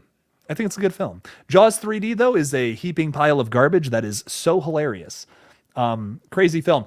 I don't know how I feel about 3D flicks, 3D horror flicks. I don't know if I like those or not. Is it gimmicky? Kind of. I think that's how I feel about it. Friday the 13th, though, is one of those films that's like, it's unintentionally a hilarious film. I love it. Jen says to use a cup. Maybe I just chug my water and I just let her rip, Read the comment above to understand. I've always wondered why almost every movie franchise has the first film being the good one, then the second one being still good. Then from there, they kind of go downhill, or at least not as consistent. I see what you're saying there, Extron. I will say, like, by the time you get to a third flick, it's tough. I think when you make an original movie, you're not exactly planning the sequel already at that point. You're focused on the story that you're trying to tell there. And then it's kind of like, when you come up with sequels, it's almost like, I don't know, where do we go? Where do we go next? What's the best option here? And that's tough to decide. That's tough to be like, yes, this is the right way to go with that. This is the right direction where the story goes next. So a lot of films have that problem, especially moving into the third film. The second film, you can sometimes hack it, but it's really tough to make any sequel that's better than an original flick. It's really tough to keep that story going unless you already had that all planned out. Like, unless maybe you had planned out an entire trilogy before even going into an original flick like that, but it's not exactly your intention, because, like, let's say your first movie sucks and your second movie's idea is even better. You're not going to wait till the sequel to pitch that idea. You're going to want that first film to hit so that people will like it and people will want more movies. So you're going to put your best ideas with your foot forward, if that makes sense. Running out of ideas. That's the toughest thing about writing sequels, which Wayne says right there. Yeah. A lot of people like the second Fast and Furious, though. I'm going to be honest. I've never seen a single Fast and Furious film. Not one time ever, which is crazy. It's just like, what? How have you never seen those, Jake? I don't know. I like horror movies too much. I'm not a big action movie guy unless they're done really, really well. If they're done really well, I'm all about them. The Kingsman movies are fantastic. The John Wick films are great. Die Hard 1 is good and Die Hard 3 is good. But the rest of them, I don't think you need to watch. Yes, Blue Left Foot. We're already talking about we might make shirts for the cast and crew who are part of this project. Like I said, we're not paying any of them, and we just really appreciate them giving us their time this summer. So I'm thinking about making everybody like shirts, a goodie bag, or something along those lines. We're thinking about making shirts that say Blue Left Foot on it. Like, it's a shirt no one will wear, but it's funny. But I think it'll be really funny to be walking around with a shirt that says Blue Left Foot, and maybe it's like a cut off foot that's blue and there's like blood spraying out of it, ghost faces in the background, like deuces. I don't know, that may be funny. So we might not do that. But who knows? You don't turn your back on family, even when they do. Vin Diesel. Family. I know the meme. That's all I know about Fast and Furious. I know the meme of the family thing, but that's it. That's all I know. One more thing I will say to promote doing some more self-promotion, and then I swear I'll stay on topic with horror movies, is over on my Patreon, I'm going to start doing big ol' updates on Red Right Hand. I'm going to do a monthly video talking about the progress of the film so that you'll be able to see that. I'm going to talk to Matt about this. I'm not 100% sure if I can do this, so don't quote me on this. I want to be able to send this video to the Kickstarter backers as well, if that's possible. I might be able to send the link to everybody in like an email, something along those lines to keep them updated. We're going to see if we're going to be able to do that. But once again, we might not be able to. I don't know. This is new. This is breaking new ground for Jake here. So we're going to try. We're going to try to do that. Hey, Wayne has seen all of the Fast and Furious movies, and you have them all. Okay. Nice. It's awesome. Make sure to feed your cast and crew. That goes a long way. Oh, absolutely. Yeah. No, 100%. We will be doing catering, of course, for them. Like I said, they're volunteering their time for us. So anything I can do to accommodate, to feed them, anything along those lines. I'm so grateful for the wonderful people who are a part of this. So very happy. Yo, what's up? What's up? What's going on? How's it hanging? What's good, Jake? It's spring break for me. Love your videos. I posted Dewey's death on my YouTube so my friend can get sad because she is obsessed with Dewey. That's so upsetting. Why would you do that? No, I'm kidding. But yeah, thank you so much. First of all, thank you. I'm so excited to see where Scream 6 goes. We're going into this film with a lot of things that we won't have from the past. We don't have Dewey anymore in this film, which is going to be sad. And I feel like he's going to be missed, but I am excited to see what they do without him. They're going to have to fill those shoes. So Joel, thank you so much for the super chat, man. Unfortunately, this is not going to extend the time. Like I said, I have a child's bladder, and I do have to pee, and I've been sipping from my Batman sippy cup all night. But thank you so much, Joel, for the super chat. I greatly appreciate that, man. Thank you. I try to keep it fun, try to keep it light. We're trying to have a fun Saturday night here. So I'm a poet, and I didn't even know it. I can rhyme like that. This is something controversial, but I gotta say, all Turks TV. I agree. I would have to agree. This is the one case where I do agree with Amber and Richie. I think for the most part, they're absolutely batshit insane. But I'm not gonna lie. Like, with Dewey dead now, I'm going into Scream 6 horrified. I'm going into Scream 6 horrified that they might kill a legacy character. I don't know if it's going to happen or not. And Scream is scary again. We are now in this, if we were going into Scream 2 back in 1996 to 1997, I would be horrified. I would be really horrified being like, oh my God, I hope they don't kill Gail Dewey or Randy or Sydney. I love all those characters. And then you go into Scream 2 and you find out Randy's dead. It's like, oh no. So Scream is once again scary, I think, by doing that. It was very necessary, in my opinion. I know some people disagree. Some people love Dewey, and I love him too. I didn't want to see him die, but I'm very excited to see what they do moving forward with the franchise. CNR Studio Beta, what's going on? You want some more Fear Street? I agree. There's a lot more they could do with Fear Street as well. There's a lot of those books. I believe those were the books that R.L. Stine wrote before Goosebumps, and they're much more adult than the Goosebumps books. So there's a lot we can do with that. There's a lot we can do with that. I wonder if they would keep the same characters and like borrow storylines from those books. That would be sweet. I'd be sick. I would be so down to see that. Have I seen Saint Maud? Absolutely, I have seen that, and it is fantastic. Eyes free, massive shout out. I love Saint Maud. It's fantastic. It is a 10 out of 10 horror flick. It has one of the scariest ending shots of any horror movie I've ever seen in my entire life. So good, because some good stuff there. Willy's Wonderland sequel. Are we gonna get that? So that's a great question there, Mike. I don't know. I really don't know. I feel like maybe the studios aren't interested in doing another Willy's Wonderland, but like I could see them doing a like a Kickstarter or an Indiegogo to make that happen for sure. I would love to see what they would do with another film. There's a lot of potential, you know. I don't know if you could get like I said, you know, if they go through the process of doing an Indiegogo, I don't know if they'd be able to get enough money to put Nicolas Cage in another movie. You know, he's a bigger actor. I mean, they blew a lot of that budget on getting Nick Cage in that film. I don't know if they'd be able to afford him again. And what is that movie without Nick Cage? I don't know. I don't know if it would work. It's not Five Nights at Freddy's where you can rely on certain aspects of that story to tell. A lot of what was great about Willy's Wonderland was Nicolas Cage's performance, not speaking and just being absolutely over the top and hilarious. So I don't know. We'll see what happens. Hopefully there's a future for that franchise, and hopefully it becomes a franchise. What did you think of Studio 666? I finally watched this. The Foo Fighters, I love the Foo Fighters. I've been a huge fan of them for years. And when I heard the news about Taylor Hawkins, God, I mean, that really broke me. That was really upsetting. I don't want to do a review of Studio 666 because I'm going to be honest, I wasn't super impressed, but like, I love that this was his swan song. That album is fantastic. I like the album more than I like the movie, honestly. I think the kills were really well done. Dave Grohl is fantastic. The rest of the band, you could tell, was like, Taylor was fantastic. Taylor was fantastic in the film, but the rest of the band, you could tell they were like, yeah, we're just making this. It felt like something the Foo Fighters filmed in their backyard for fun, more than anything. But it was good. It was enjoyable. I love Dave Grohl so much. I mean, he's just an amazing human being, as well as a lot of the other members of that band. I love them so much. The Foo Fighters are fantastic, and if you have not listened to their new album, it's killer.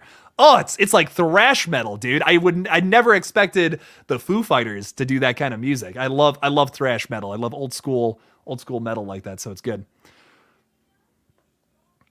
Yes, and you're right, Mike. Yeah, it didn't really make any money, which is a shame. Yeah, and I'm sure he is trying to make another film. I really did like Willy's Wonderland for what it is. It's a hilarious little flick. It's so much fun. Nicolas Cage is amazing in it.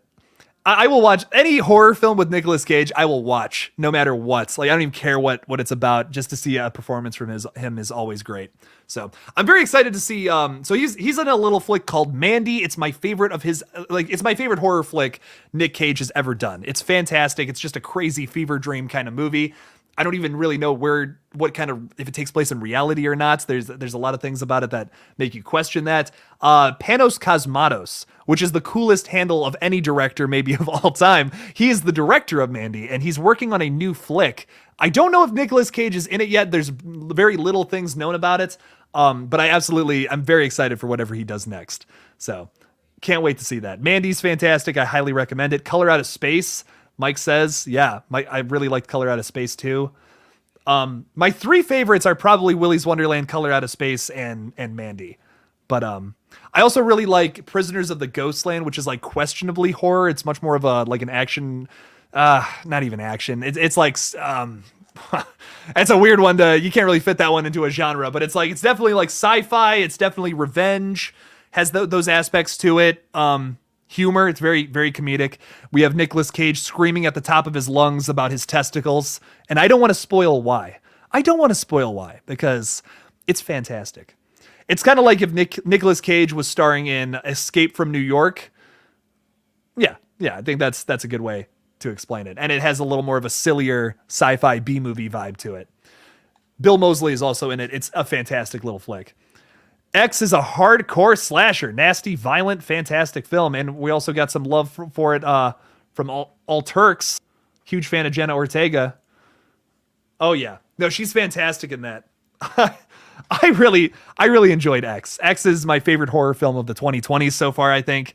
I really loved it. It's wow, such a banger. Such a good throwback movie too. We've been getting a lot of like heavy-handed movies lately. Not that that's a bad thing. I love movies like that. I love movies that have some social commentary in them, and it's when it's done well and it applies to the story and adds to the horror. That's done very well in a lot of cases. But it was nice to have a movie like X that sure had some commentary on like the human body, for instance, and getting older, and just straight up sex is a big thing in X. But I loved that movie was kind of just like a back to basics slasher at its core. It was a lot of fun.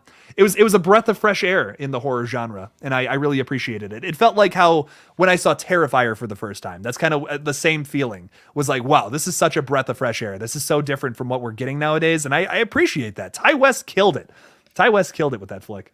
I'm very excited to see Pearl, the prequel movie, and apparently he's already working on a sequel to X. Who knows if that's not confirmed, if that's happening or not, but we know that Pearl is happening.